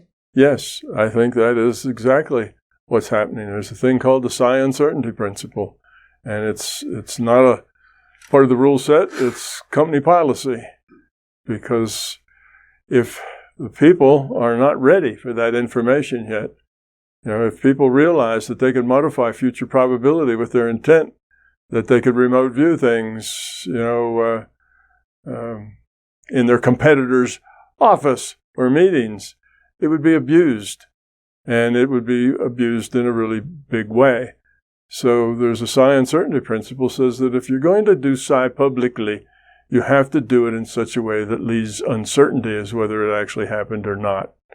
And yes, it's a shame, but that's true. We have now, 30 years or so of parapsychology departments, people are studying this. 140 years since the founding of the Society for Psychical Research in England in 1882, actually 143, 144 years. Yeah, so we've been doing that. And what's going on in many of these places? They're still trying to prove that the paranormal exists. And of course, there's tons of data with, thousands of people in all sorts of places all over the globe, lots of stories and lots of good research with good protocols. In this country, J.B. Rhine started it at Duke University. And he had some really amazing results. He showed that, yes, some people could guess like 80% of the time whether it was a plus sign or a circle or an X. And that showed that they were able to do this consistently, and it was way beyond chance. And the statistics of, you look at the statistics of it being good data, and it was good data. And here we are, 30, 40 years later. 95 years since the publication of his first monograph on extrasensory perception. Okay, then let me change it. Here we are almost 100 years later, and people are still busy trying to prove that psi exists. So yes, there is a psi uncertainty principle that says if our culture isn't ready for it, you're going to have to, you're going to have to be a person that's exceptional before you get there and do it. You have to be exceptionally open-minded. You have to be exceptionally not driven by your culture. You have to be able to step outside of your culture. So there's a couple of requirements that make you a more exceptional person, and then you can experience these things. But if we made it public, if there was a big demonstration and it was public, it would generate more fear and more dysfunction than it would do good. Mm-hmm. If you got a whole bunch of people and they went out and they levitated, the building in Congress, all the congressmen, and they levitated it 300 feet in the air and held it there for a day and then put it back down, you can imagine the problem with that. I remember back in the 1960s, a group of hippies gathered to circle the Pentagon and levitate it during the Vietnam War. Yeah, well, of course it didn't, but no, of course not. But anyway, the thing is that we're not quite ready for that, and as we're ready for it, it will grow. And coming to this understanding that we are consciousness, and that this is a virtual reality, and that the reason we're here is to become love. Once that gets to be widely known, and once people realize that if you do that, your life gets so much better. You find happiness, you find peace, and you find,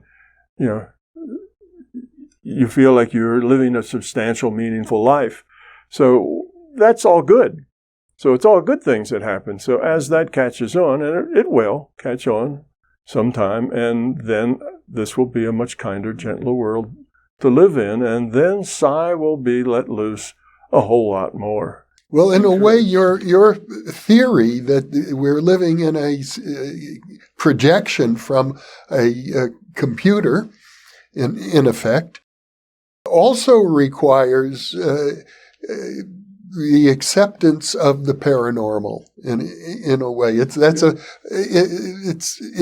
least a quasi-paranormal hypothesis itself. Well, it provides an understanding of all the paranormal things. Yeah. How can a person use their mind to heal somebody? Why does this placebo effect actually work? Can people get better? Those are questions, and this theory then answers those questions. It explains how people can heal, how mind to mind can communicate, how you can leave this reality and explore other realities. And it's not that big a deal. People make that out to be a really big deal, like going out of body. Well, that's just an amazing thing. Only a few people can do it, and it's really hard. And most people work for years and years and years and can't master it.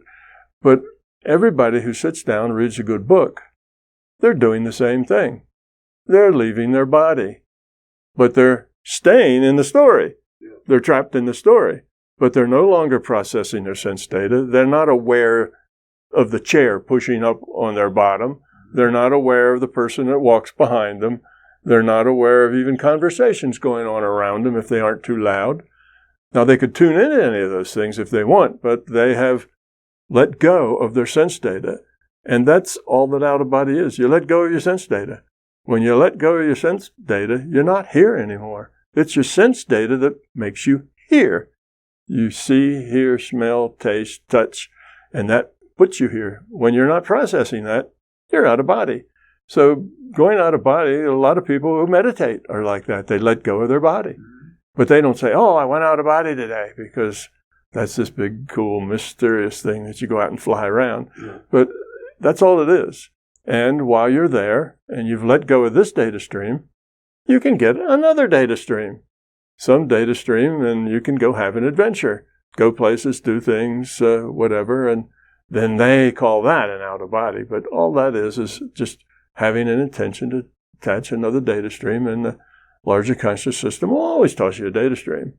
Well, I know you've been trying to establish scientific criteria to validate your theory, but it would seem to me that if the psi uncertainty principle that you've just enunciated is correct, the same thing would apply to the validation of your own theory.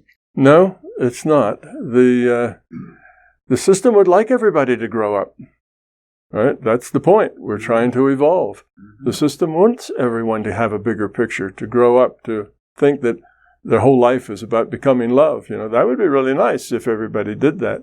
So as there are things that you can show or do, experiments you can run, other things that you can do that help forward that idea, then the system's all in favor of that. What it's not in favor of is some spectacular breaking of the rules, levitating something with all the news people are there, and hundreds of thousands of people see it, and so on. If you do that, you're going to cause dysfunction. So if it's causing function, if it's causing something to get better, opening people's minds, making people less fearful, then that's good. Keep doing that. So an experiment isn't going to upset the world. Experiments aren't, there's probably 0.1% of 1% of the population gives a damn about any particular experiment. It's not even that much, probably 1,000th of 1%. Right. So it's not that big a deal, but it might change the mind of some physicists. And eventually, if the physicists say, yay, this is a virtual reality, that makes sense, and here's why, that then will cause a big change in a lot of things. That'll be a sea-state change, because that will say that this is not a material reality, and then there'll be all kinds of turmoil and problems and stuff. It's not going to be peaceful, but it'll work out, and at the end of it all, we'll be better off. So that's a step in the right direction. So yes, it does encourage things. I've published my books, and I was kind of driven to publish those books. That was my job. The system didn't want those books published that explained things, and I wouldn't have been able to do that. It would have been discouraging me, but it encouraged me. So it wants the truth to come out, but it doesn't want it in some flashy way that creates more entropy rather than reducing it. So it's a process that has to be gradual. People have to grow up gradually. It's not going to be a thing that one day it all changes. That won't happen. Would you put a timeline on how soon you imagine that your system will become mainstream? I would say that it would be at least another 3, 4, 5 years, but that's not far away. It could be much longer than that. It could be another 3, 4, 5 decades, but I don't think it'll be much longer than that. I think many of the people who are alive today here will see us get to that kind of gentler place. I think there's a lot of things pushing us in that direction. So I don't think it's like another eon, another millennia, or not even another century. I think probably before we get to the end of this century, we'll have found that. So I think it's at hand. It's close, but it'll take its own time. Now, it's possible if we make really poor decisions that we may back up. We may back up, even further down that hole toward high entropy, and then we'll have to climb ourselves back out. But the good news is that evolution is relentless. It just keeps chugging, even if it goes backward for a while, even if a big volcano goes off and a lot of the stuff dies and a lot of animals die, and evolution seems to be losing ground there. It'll pass, and new things will come out, new things that were suppressed before, and new things will happen, and it'll all turn out to be okay. So evolution is relentless, and we will get there, and I don't think it'll be more than, say, 3 decades. I think it'll happen, could happen in less than, by the end of this decade, but that would be pushing it. It's possible. Well, wouldn't it be the case that the acceptance of your theory implies or even necessitates the acceptance of paranormal phenomena? Yes, absolutely. If you embrace my theory, then paranormal phenomena are just attributes of consciousness. It's just the way, consciousness is fundamental, and consciousness just has these abilities. There are databases you can get data from. It's just part of being conscious, mind to mind. Consciousness has communications. So yes, it would explain a whole lot of things, and it's not just that. This idea that here this is probably a good example. That's something different, and that is there was an experiment done where, and you'll recognize this, I'm sure, because it's fairly famous. There's an experiment done where they took some old hospital data, like 20-year-old hospital data, and they broke that hospital data, I don't know whether there's probably thousands of patients. And they took those thousands of patients' data, divided them into 2 piles.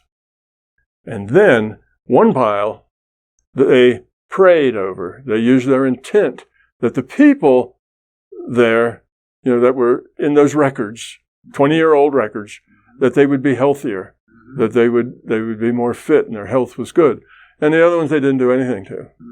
So then they actually went into the database because they sorted these randomly. So the 2 piles were just randomly sorted. And they found out that the pile that people had prayed for good health actually had significantly better health when you went and looked at the records than they did in the group that was kind of the control group. And it's like, what's going on here? Are we healing people in arrears, after it's all been done? Yeah. No. That's not the case. See, this explains how that works. So it's a lot of things like that. It's not just the paranormal and stuff, but that works because the data has a lot of uncertainty in it because it's 20 years old. A lot of those people in that data have died, moved away, nobody knows where they are. It's just, there's a lot of uncertainty in that data. Well, where there's uncertainty in that data, you can modify that data because it doesn't exist as a particular thing. It's just potential. Nobody's looked at it. It's just a bunch of records. Nobody knows what the averages are of anything.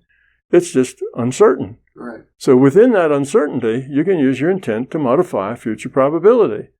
So now, 20 years later, this pile that you've used your intent to modify the probability of what's in that data, well, that data has now represents healthier people because you've changed that information. You see, we think that information was given. It's just there. It's not. It's potential. Nobody knows what that information says. And as long as it has that uncertainty, you can change it. And then when the measurement's made, they're a lot healthier. So had the researchers chosen the other pile, the control pile, to be preyed upon. Yeah. It would have had more health, and the other ones would have less. Yes, of course. Yeah. So you see, it's just, so when you talk about it explains things, it explains all that sort of thing. How that works and why it works that way. So once you have this understanding that it's information, that's the key. And information that's uncertain can come out all sorts of different ways because it's uncertain. And why is it uncertain? It's uncertain because it's 20 years old. A lot of the people, you couldn't reach them, you couldn't find them, they're dead, they didn't leave any forwarding addresses. But to go interview them and say, well, what happened, and so on, it's impossible. So you have records with a lot of uncertainty to them because the people involved in them are long gone, don't remember anymore. So that's where the uncertainty is. So this is all just potential information that's uncertain. And you can change that with intent. The final measurement are the actual records, in other words. Right. In other words, at the time the records were made, this pile, which was created through some random process, is a healthier group than that pile. No, it's just that you have those two piles. Yeah. What happened is whatever happened, nobody knows what happened because these people are all scattered to the winds. Right, but you have the record. But you have the records. Yeah. It's a mistake to think that those records are physical records that cannot be, that cannot change. Those records don't really exist until somebody looks at them and sees what they are. Once you go through those records and sort them, okay, now we've looked at all those records. We've got as much information as we can. Now we've pulled a lot of uncertainty out of it, at least as much as we can. Now, if you go back and look at those records later, they're going to be the same. Right. But if you don't know what's in those records, then those records are just potential. But somebody knew when they were created. Yes. Right, but that's been lost. It's been lost, you see. They knew, and if you'd done the test right then, where everybody was just, a few days out of the hospital, well, hell, everything would be the same, you see. But you didn't take the measurement until after a lot of uncertainty had gathered in the data. But we think this is a physical world. That data is the data. It's there. It can't change. It's written down in ink on paper. But the fact is, it's not going to change the individual pieces necessarily so much as it changes the averages. How many people did this and how many people did that? It's not what happened to Joe Smith. It's how many people who had this, got better. So we're just looking at the summaries of data, not data. And that can change because you can modify future probability with your intent. It's not fixed because nobody knows what it is. When the measurement's made, which is when they sorted all that data out, well, it could be biased with intent. Now, see, that's very counterintuitive because we think once those records are made, those records are done, and they're going to show what they show. But that's not the case. Information can be modified. If you make a measurement much later when there's a lot of uncertainty, then they can. Now, if there was no uncertainty with it, everybody left that hospital, somebody followed them up and has been following them ever since. And we know exactly what happened to them and what they did and how long they lived. We know all that. Well, now there's no uncertainty in the data. Do you have a citation for this study? I am not familiar with it. No, I read about it. It was fairly famous. I read about it. I think it was done in Israel. I think it was a hospital in Israel. And they prayed for these people. They say prayed. They don't say they used their intent or meditated or anything. They prayed for these people, and they found a significant difference. So because it's quite similar to a whole line of evidence in parapsychology, which is of great interest to me, known as retrocognitive psychokinesis. Yeah. So all it is that you can modify those probabilities because they haven't been measured yet. They're uncertain. Right. So you can change them within the limits of that uncertainty. So the uncertainty says, well, it could be this, but, it could be this way or that way or that way. That's the uncertainty. But nobody knows what the answer is. With an intention, you can modify the future probability of what they're going to say. And that's how that works. So it's a simple, straightforward explanation that falls right out of this theory. So my point was that it's not just learning how to remote view or something. It explains a lot of things that happen that don't really seem so much paranormal, but they're just weird. They're strange things, and it explains all that. Well, a big part of your theory is that through our conscious intention, we are able to modify the underlying probabilities of events. Yes, as long as there's uncertainty. The more uncertainty there is in those events, the easier it is to modify them. Mm-hmm. So if, let's say, we do something with the health, somebody has a little lump here in their neck, and they're worried about it. All right? Now, it's uncertain what that is. Yep. And as long as it's uncertain, if a bunch of people get together and try to make that benign, then the probability when the measurement's made, which is the biopsy, the higher the probability that it's going to be benign. If a bunch of people are so worried about it, they know they're going to die, and they put a lot of energy into the negative result, then the probability will be higher that they're going to die. So there's uncertainty. But people think that, it is what it is. It's either cancerous or it's benign, and nothing can change that. Is wrong. You don't get the reality until you do the measurement. And if there's uncertainty, then that can be changed. If there's no uncertainty, so you get 5 doctors all to do a biopsy, and every one of them says, deadly cancer, you're only going to live a week. Now, trying to change that is real hard, because now you have all this evidence, and you have to overcome all of that. So it's a much more difficult thing to do. But when it was very uncertain, the measurements hadn't been made yet, it's a much easier thing to do. Well, it sounds as if one could also use the same principle at a casino at the roulette table. There's a lot of uncertainty where the dice are going to land, but if I come in with the intention that it's always going to land on whatever color I decide to bet on, I can influence. Yes, and people do that. They can. People do that. And there's some people who are disallowed to play at those places. They walk in the door and they're escorted back out because they can do that. So, yes, you can do it because there's a lot of uncertainty there. What is the process by which human intention influences probabilities? That is that it's part of the way consciousness works to give us feedback and some control over our reality. And that is that your intent modifies the probabilities of what can happen next. So it just modifies. You have all these probabilities. Okay, so right now at this instant, there's certain probabilities of things that will happen. Now I make a choice and I do something. I marry Sally instead of marrying Sue. Now all these probabilities shift. They shift for Sue, they shift for Sally, they shift for me, they shift for all our friends. They shift. So they're constant as people making choices and people are doing things. These probabilities are going up and down and sideways, and they're all changing as we make choices, as we do things, and we can modify those probabilities. We can bias them up, bias them down with our intention. So that probability can change with intent.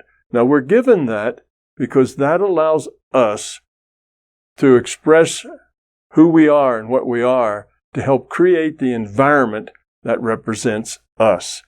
So I can say, if you look at this world now, you look at the news, you see what's going on, that's a perfect representation of the quality of consciousness of humanity.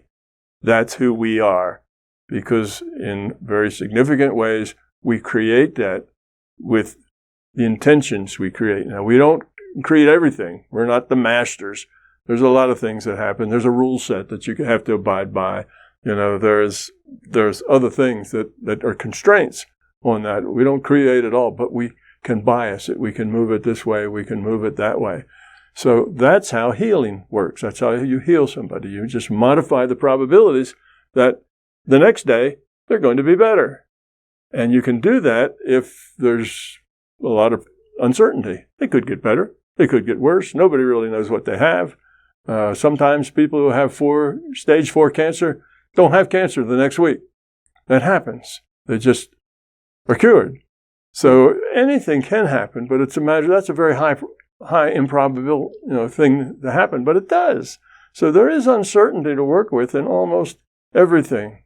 I gather from your answer, since I asked you what is the process, that it's not mechanistic, that it's something that's, I assume, built into the rule set.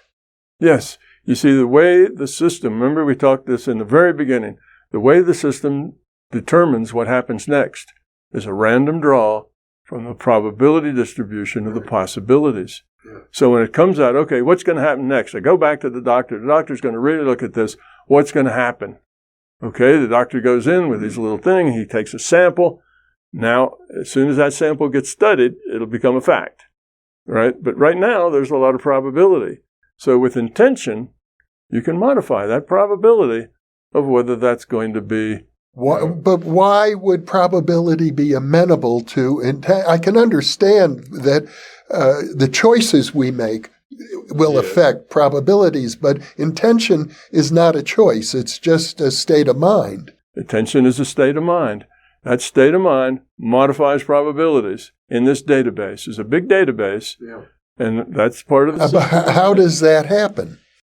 Well, it's just the nature of the system. That's the way the system is constructed, because that puts us partly in charge of, you what do they say? You make your bed, you have to lie in it, this sort of thing. That puts us where there's a direct link between who we are, the quality of our consciousness, and what we have to live in. That's that link.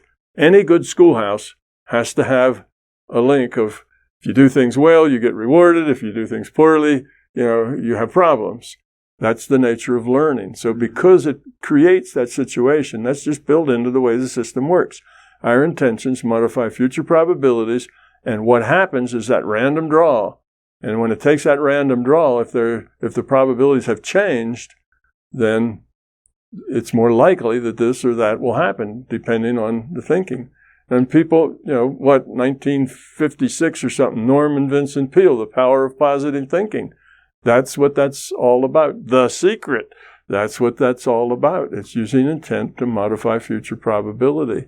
It's been around for a long, long time. People know that, you want the sun to shine next week. If you put a lot of energy into it, you'll raise the probability of that happening. But it could have been the case that the probabilities are only going to be influenced by our actions and our choices, not by our intentions. No. Intentions are the actual measure of your quality, not your actions. Not even your choices, but it's your intention. All morality and ethics flows from the intent, not from the action. So it's what you intend. And a very good example of that, I think, and we may have said that before, somebody's walking ahead of you, a $20 bill falls out of their pocket and lands on the ground. All right? Now, the first person that sees that says, oh, that guy lost $20. I'd better not tell him. And, hey, sir, you dropped this $20 bill. Here it is. Okay, now that was a good intention. Somebody else puts in the same position. They see that $20 bill and they look around and say, who's watching? I don't want anybody to see me grabbing that $20 bill, but I'm gonna get that, because they're going to walk away and they don't know anything about it. But they look and they say, oh, there's some people I know over there. And they see me and they see that $20 bill. So they walk up, they grab the $20 bill, they say, sir, you dropped this, and they give it back, because they know that that people would catch them stealing that $20 bill. So both people did exactly the same thing. Their actions are identical. One was very moral, the other one wasn't. So it's not, morality doesn't flow with action and doing, it flows with the intent behind the action. So the person that had the intention immediately to give it back, that is a moral choice. The person that only gave it back because he was caught, he'd be caught by people that knew him stealing money, that was not an ethical choice. So it's intention that drives things, not the actual choice. Both made the same choices. They gave the money back. I do recall an earlier conversation in which we talked about the evolution of this physical world, and you explained that in the beginning of, let's call it the beginning of time, the individuated units of consciousness interacted with each other in what you described as being like a chat room. Mm-hmm. At some point, it was determined that that was nice, but it wasn't enough, that there was a need for people to learn from their choices. Right. And that's what led to the evolution of this simulation in which we're now embedded. That's right. But that's just language. Their choices represent their intentions. The choice is just one step further down the chain. Mm-hmm. They have an intention. That intention leads to a choice. Okay, and in general, if you're making good choices, that generally means that you have good intentions, because if you make good choices with bad intentions, that's just luck. Sooner or later, it'll catch up. So it's just, on an average, it's not a precise thing necessarily. But yes, the choices matter because the choice is representative of the intention. So that's the thing. So in general, that's not, it's kind of the way you describe things. It's easier to describe it in terms of just choice. But if you break it down, it's really not the choice. The choice is just the downstream, thing that happens because of the intent. It's really the intent. But it's just, I guess, easier to describe by saying that, the choices help you evolve or de-evolve. Yeah. It's not strictly the choices. It's really the intent behind the choices that makes the difference. Yeah. But that's a little more abstract, so it's a little easier just to blame it on the choices. Let me jump back for a moment to our earlier conversation about your theory implying the existence of the paranormal. And I said, well, maybe more than just imply, it necessitates the existence. Can somebody, let's say a person who's afraid of the paranormal, is it likely that such a person would be able to accept your theory and maintain a disbelief in the paranormal? A person can do anything. People are not very consistent, but no, they could not do that and be logically consistent. No. If they were logically consistent, which hardly anybody is, but if they were logically consistent, they would not be able to do that.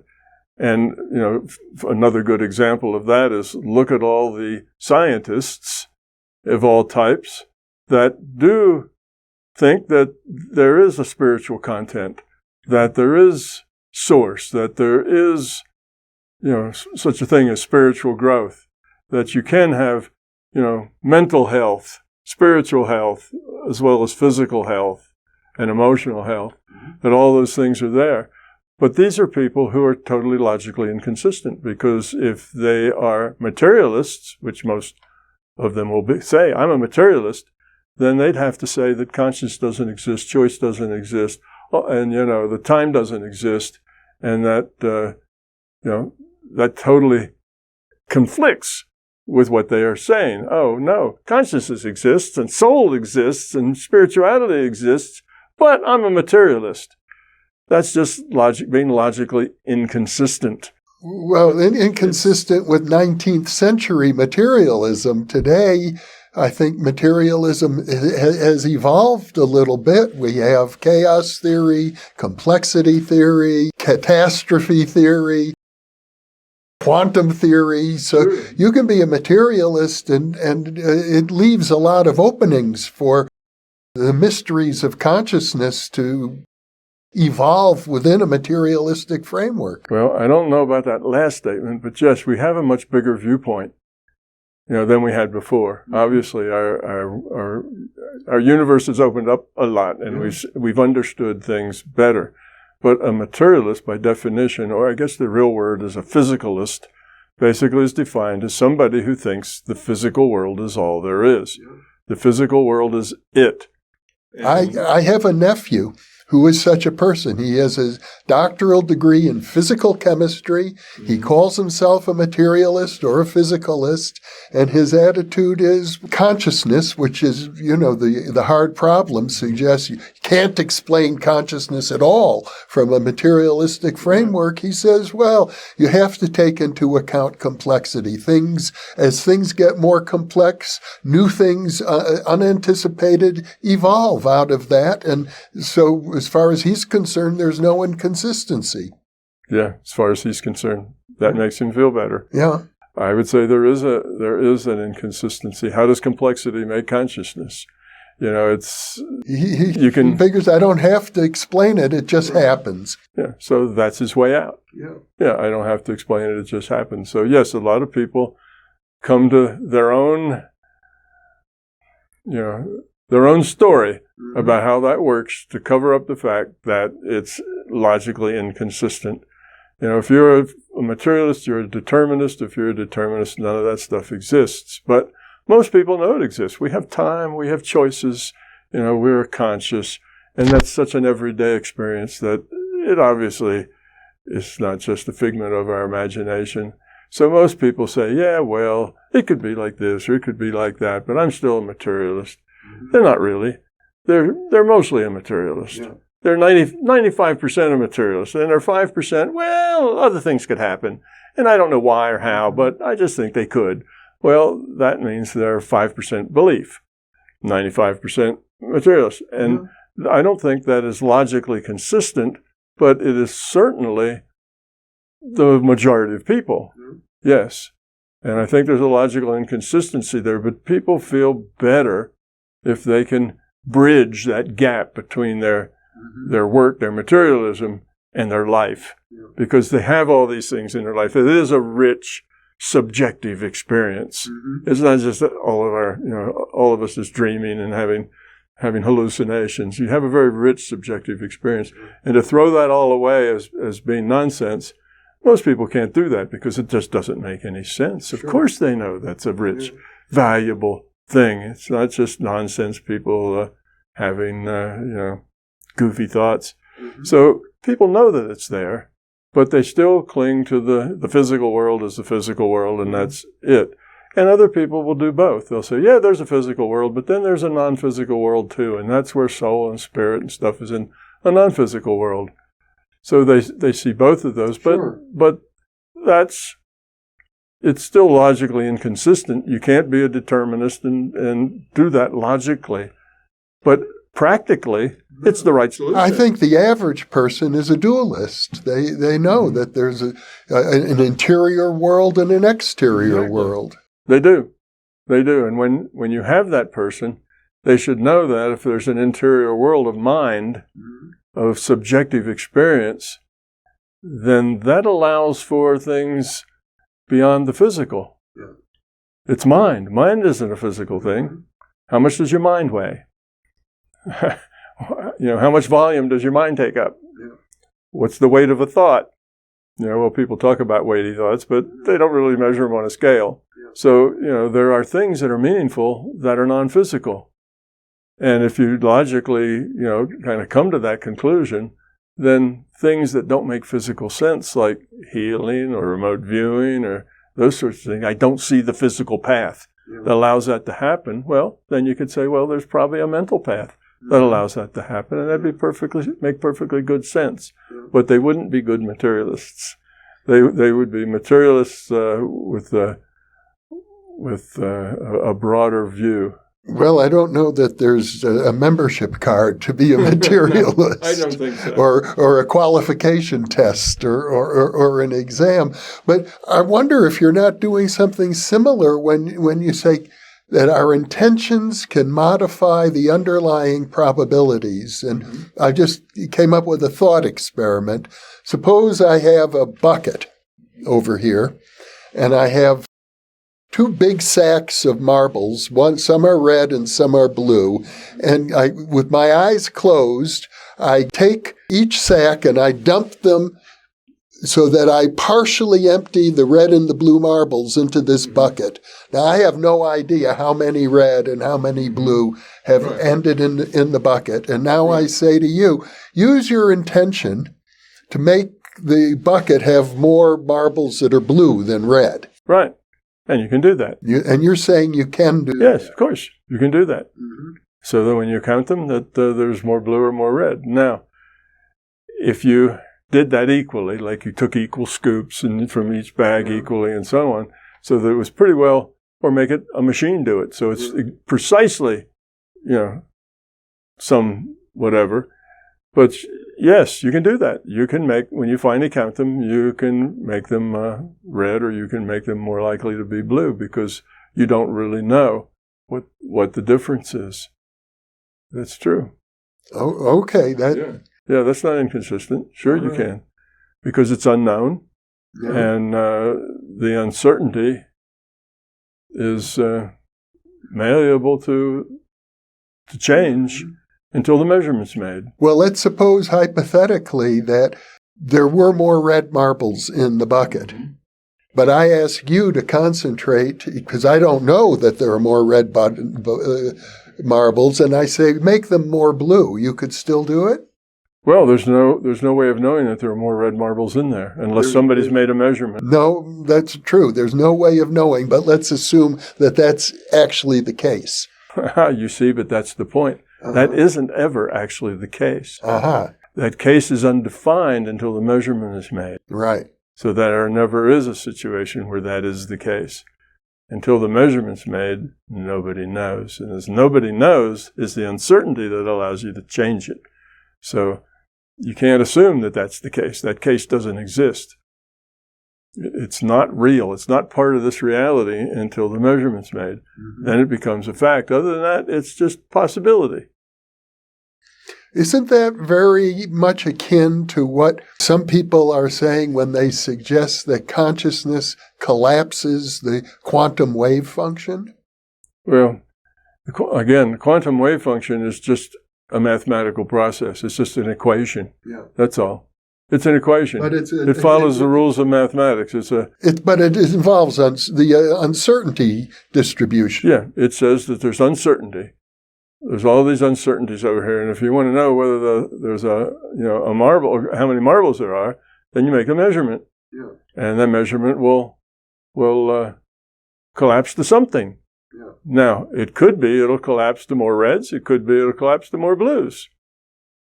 You won't know until you make the measurement. And as soon as you make the measurement, they're either the same or one of them has more than the other. Period. Those are the outcomes. But nobody knows that outcome till the measurement's made. So yes, that is how that works. Well, let's suppose that I have a mechanical device that is capable of discriminating between red and blue, and I have the device go into the bucket and determine how many are red and how many are blue. So the device now has it embedded in its memory, but nobody knows. Then it doesn't matter. That information is available is the key.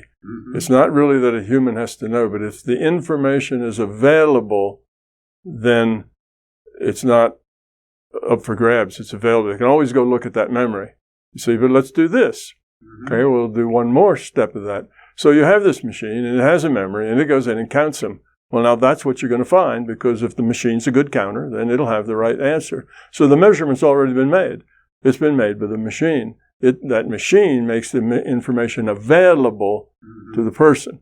So that's the key. It's whether or not the information's available, not whether the person actually knows it. Now, let's say that the machine goes in, it counts them, it has the information, and after it does that, you go over and punch an erase button, and the information is erased.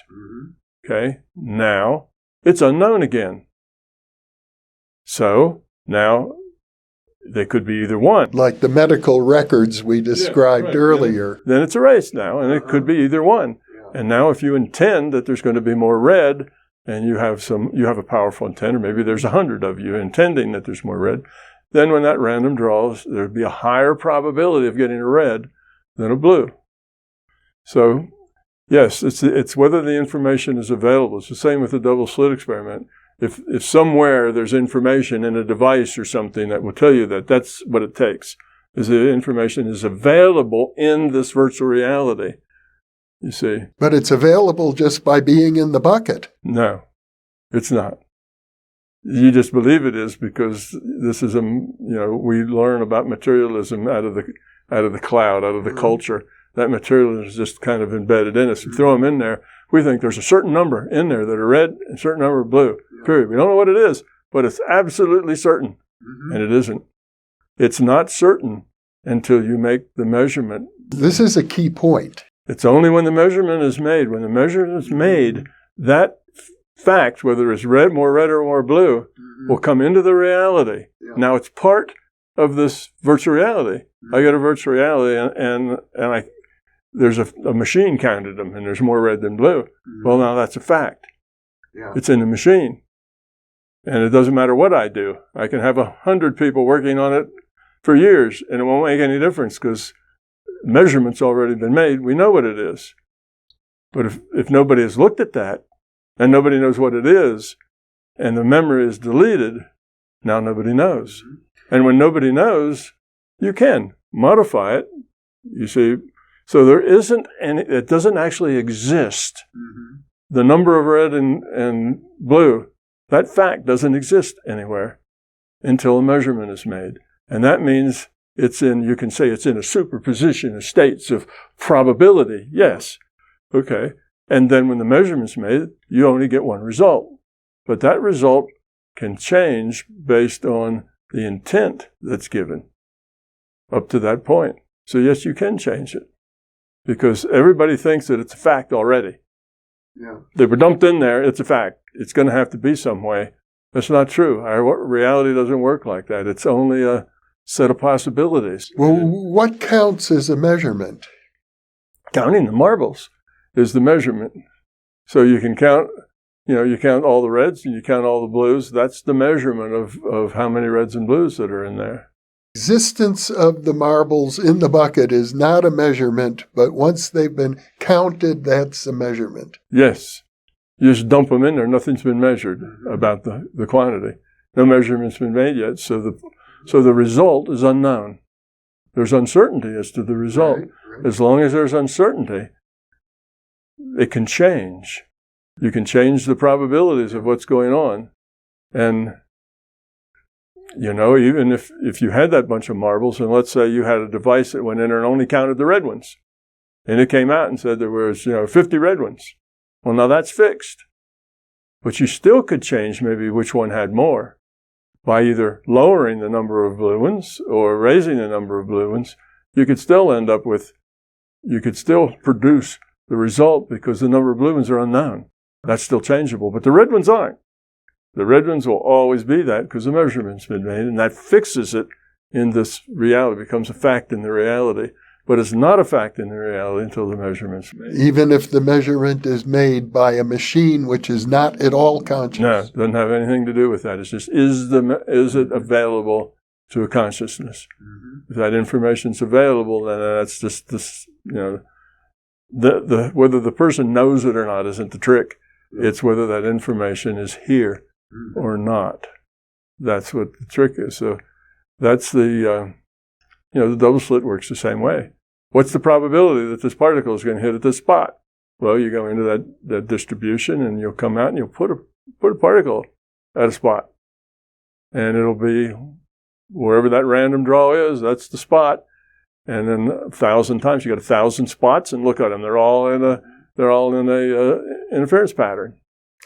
So I'm very interested in this problem because I've been exploring the question, as we discussed earlier, about the hypothesis first enunciated, as I recall, by John von Neumann, a great physicist, mathematical physicist, who suggested consciousness causes the collapse of the wave function. I understand that today in physics, that's rejected, and you reject it, I know. Yeah. And physicists today, and I think you're in agreement with them, would say it doesn't require human consciousness. If a machine records the data, that's enough to collapse the wave function. And I know you don't even accept the idea of collapse of the wave function, right. But for people who do accept that idea, a machine is adequate. Sure, machine is adequate because that information now is here. Yeah. The fact that I have to walk over there and read the display to get it is irrelevant. It's the same as, it's been counted. It's the fact. Yeah. For viewers who are aware of my previous interview with Richard Lucido, the fellow I was talking to you about earlier, I am actually in the process of endeavoring to replicate his data. So far, I've been unsuccessful, and your theory would predict that his experiment will not be replicable. Yes, you explained to me that theory. I didn't see any causality in there that would cause it to be that way. Yeah. So I would say that if it's done by independent people, they will find that it doesn't work like that.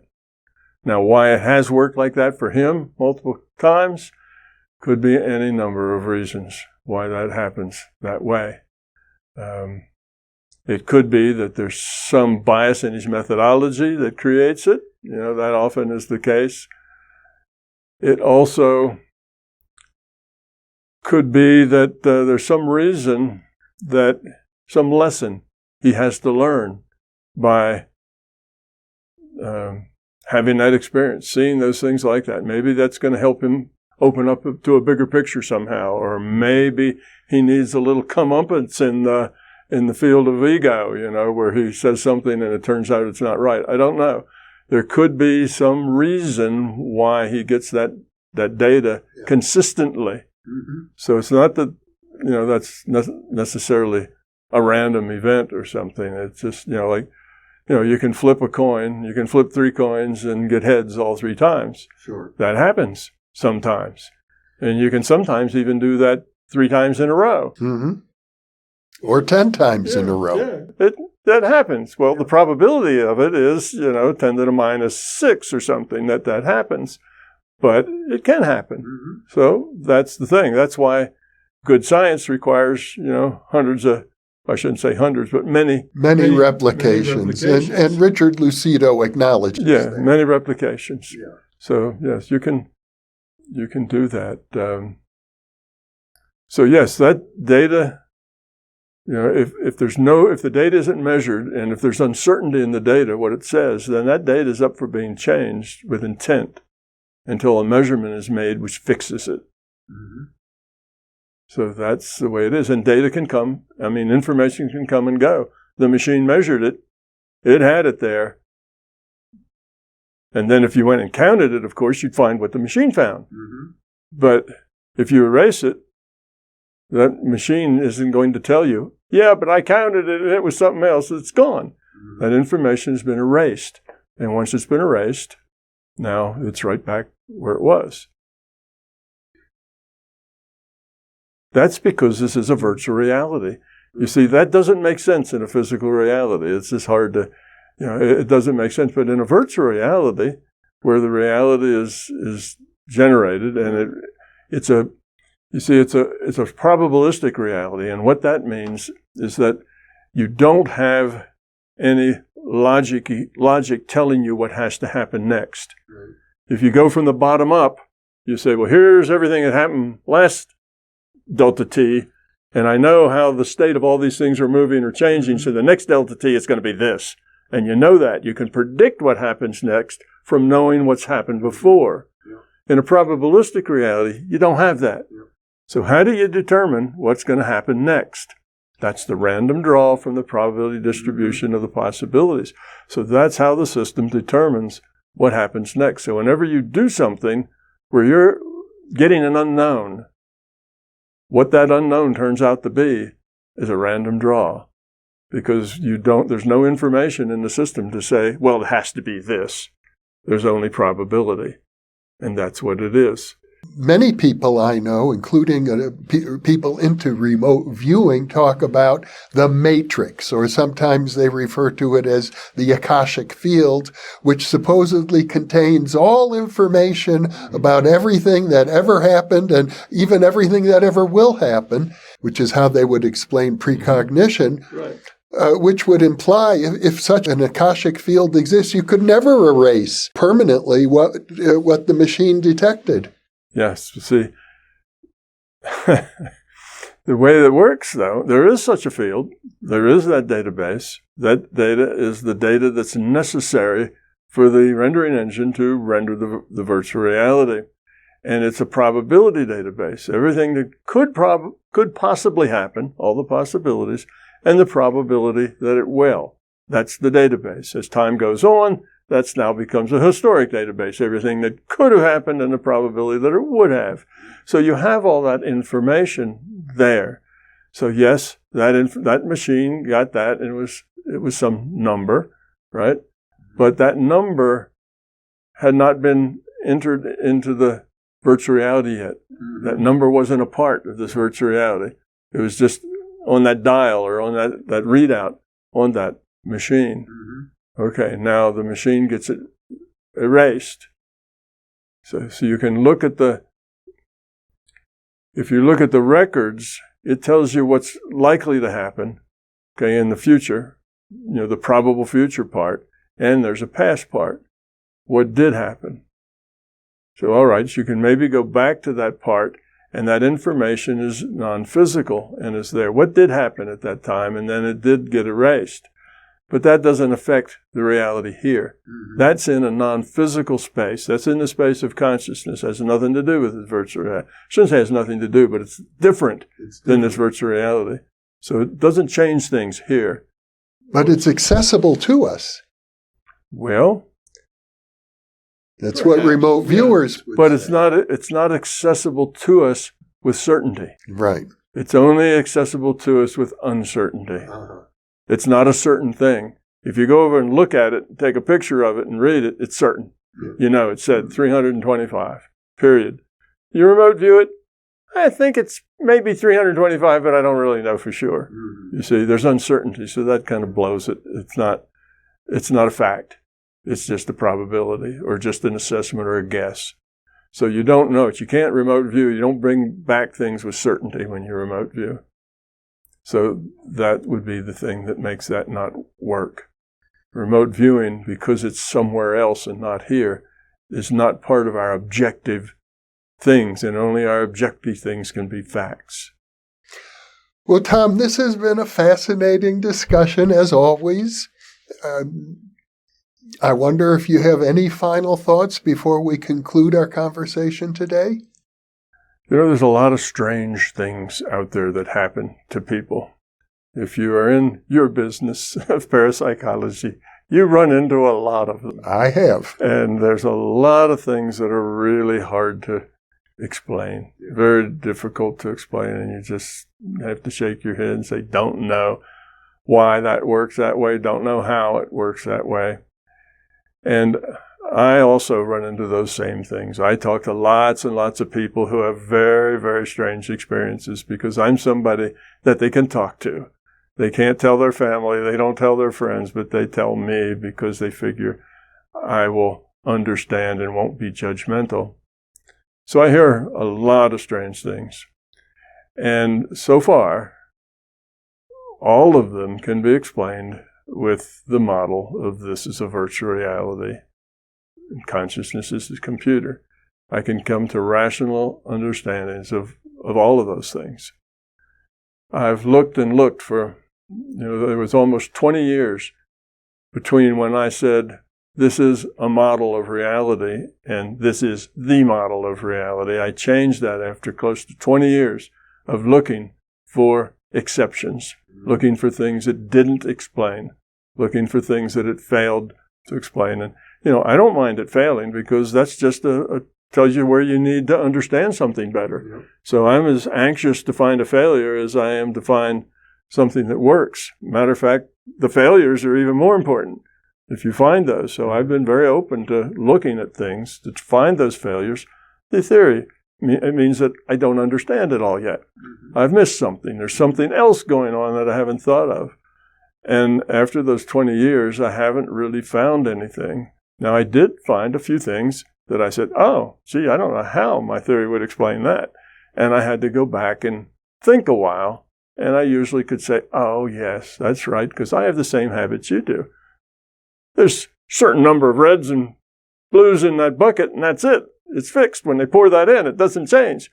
It's just the way we think, because we've grown up with materialism, and we just take that for granted. There is an answer to the number of blues, but there actually isn't. Until the measurement's made, it's an unknown thing. It's only a potential. It's not real. It only becomes real when you make the measurement and determine it. And until it's real, you can modify the probabilities. So it's hard to think that way, though. We just intuitively know that there's some number of each one of those, and that's fixed. That's done. They're in there. The lids have been put on. Nothing else is going in or out. So there's a fixed number of those. And we just believe that because that seems to be the way the world works, but it doesn't. That world doesn't actually work that way. And once you kind of understand that and get your head around it, which is not an easy thing to do because your whole life, your whole culture has taught you differently. Mm-hmm. So it's not an easy thing to do. But once you do, you'll find that a whole lot of things then start to make sense. All of these very weird stories, and I've heard lots and lots of weird stories.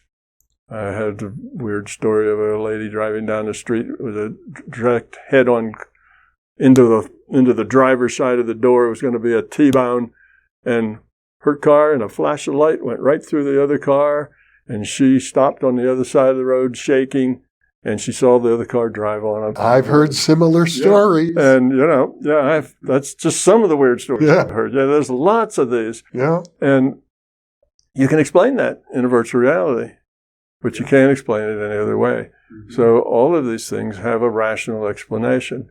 Now, there's one possibility that I keep my mind on, and that is, well, what if a virtual reality is just so adjustable, so flexible that you can construe it to answer everything. Mm-hmm. And it's not necessarily the real thing, but it's a very flexible thing that you can answer everything with it.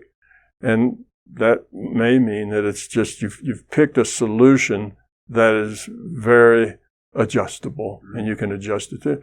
I thought about that, but then there's a lot of very difficult things to explain, like the speed of light changing in the 9th decimal place 4 or 5 times, and it's not a theory that's just adjustable that can do that. It's a theory that has to, you have to have a good solid answer for that, and I do. So the more I've looked into it, the more I've been convinced, and yes, 20 years later, I said, I think this is the, way that reality works. Because I've had enough experience, I've heard enough stories, I've explained enough really weird things. And you meet these people who have driven right through another car, and they're sober people. Yeah. They're intelligent people. They're not trying to trick you. They're not trying to do anything. Matter of fact, they're a little reticent to tell you about it because it sounds so impossible and you'll think they're crazy. There are several interviews on this channel that talk about precisely that by very credible people. Yes. So you can't just say all these people are wacky and they all had a hallucination. That is not a satisfactory solution. That doesn't answer what you know. You talk to the people and you can assess what's going on in their minds pretty well if you talk with somebody for a while. And they're straight up and they're telling you the truth. And no, it wasn't at midnight. And no, they weren't very tired. And no, they didn't just get done. They didn't just leave a bar. And, you go through all of those possibilities and you just have these strange things that have happened to people and very indelibly mark them. Mm-hmm. It's something they will never forget, but they keep it to themselves until they find somebody that won't judge them. And then they're anxious to spill it out because they've carried it around a long time. Yeah. So this model answers those. It gives a reason and how that can happen. There's a logical reason.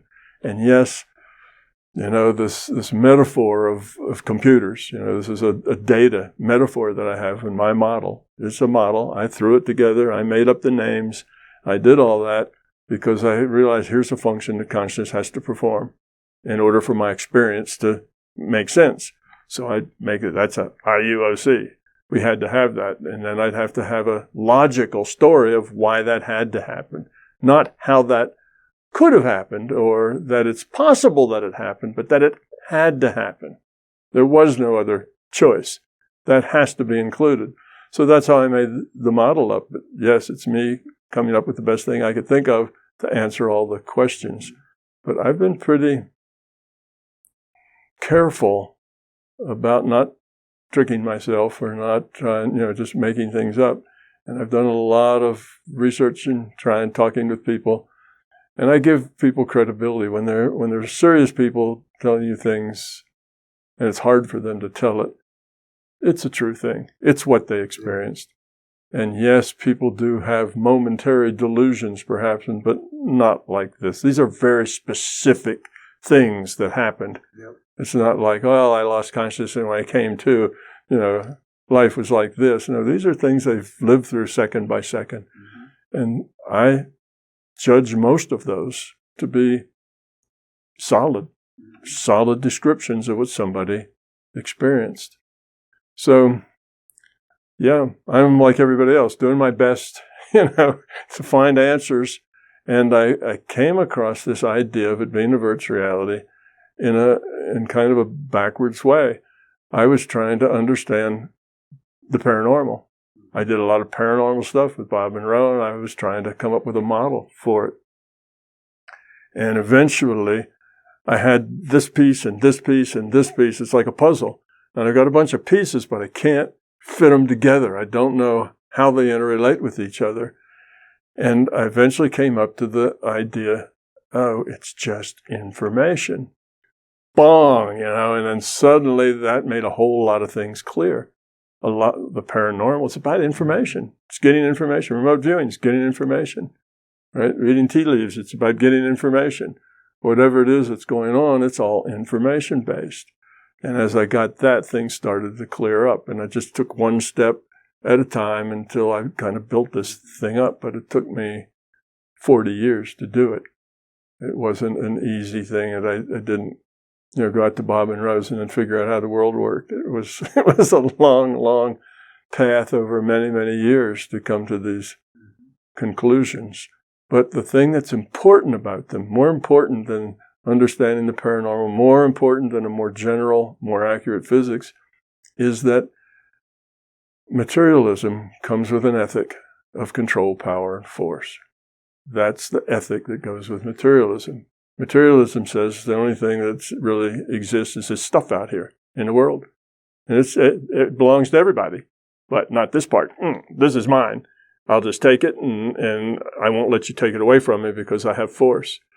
And it's a control, power, force ethic, just goes with the idea that you have limited resources, and it's a fight to see who controls them. Mm-hmm. So the opposite, in my model, the model is not control, power, force. It's love, caring, sharing, cooperation, helping. Not what's in it for me, but how can I help? And that, to me, is the big thing about this model. Physics is nice. Understanding the paranormal is nice. But the ethic of love, opposed to the ethic of fear, is a huge thing. More important than all the rest of it put together. And if this idea goes mainstream, then we will start our march toward living in a kinder, gentler society that isn't everybody's not trying to rip off everybody else or trying to, make sure that they got their stuff and to keep everybody else from taking it away from them. That is not a place that's functional. That's a dysfunctional ethic. And the one that comes with this model is a very functional ethic of people optimizing life for everybody according to the available resources. Everybody cares that everybody else is doing all right. It's not just about, am I doing all right, but is everybody doing all right? And if there's some little being over there in a corner someplace that's not doing all right, then I want to fix it for them. Because I care about them really more than I care about myself. And everybody feels that way, then it just self-optimizes. The system self-optimizes. So that is what's really important here, is the change from control, power, force to cooperation, caring, sharing, and compassion. That's what the bottom line is that makes it important. So I'd want to point that out to everybody that's listening. Yes, we talk about the paranormal and how many blue and red things are in the box, and all of that's interesting, and there's explanations for all of it, but that's not the main thing. The main thing is changing who you are to become love, to become caring, to be cooperative and not be judgmental, not have a lot of ego, not have fear, not have, beliefs, be skeptical of everything. It's not your truth if it isn't your experience. So that's the big thing. If there's any takeaway that I'd like to leave with people is that's the real reason that this is significant and important. Not because the physics is better and not because the paranormal is explained. Those are nice effects. But the big thing is become love. I totally endorse the big thing, and I'm sure, as our viewers know, I'm largely supportive of all the rest as well, Tom. I'm very grateful that you're here with me in Albuquerque today and for our 8th interview, and I would be very happy if we do 8 more. Yes, I have fun with these conversations. They're very nice. Thank you for inviting me and sitting and listening to me talk with my long answers. It's a pleasure. Thank you so much for being with me, Tom. And for those of you watching or listening, thank you for being with us, because you are the reason that we are here.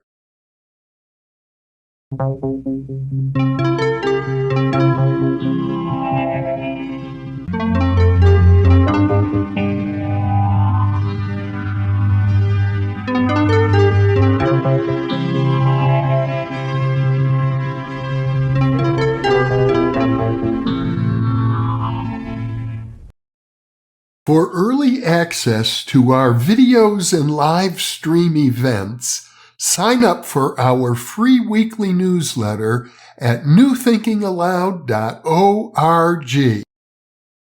Book 4 in the New Thinking Aloud dialogue series is Charles T. Tart, 70 Years of Exploring Consciousness and Parapsychology, now available on Amazon. New Thinking Aloud is presented by the California Institute for Human Science, a fully accredited university offering distant learning graduate degrees that focus on mind, body, and spirit. The topics that we cover here. We are particularly excited to announce new degrees emphasizing parapsychology and the paranormal. Visit their website at cihs.edu. You can now download all 8 copies of the New Thinking Aloud magazine for free, or order beautiful printed copies. Go to newthinkingaloud.org.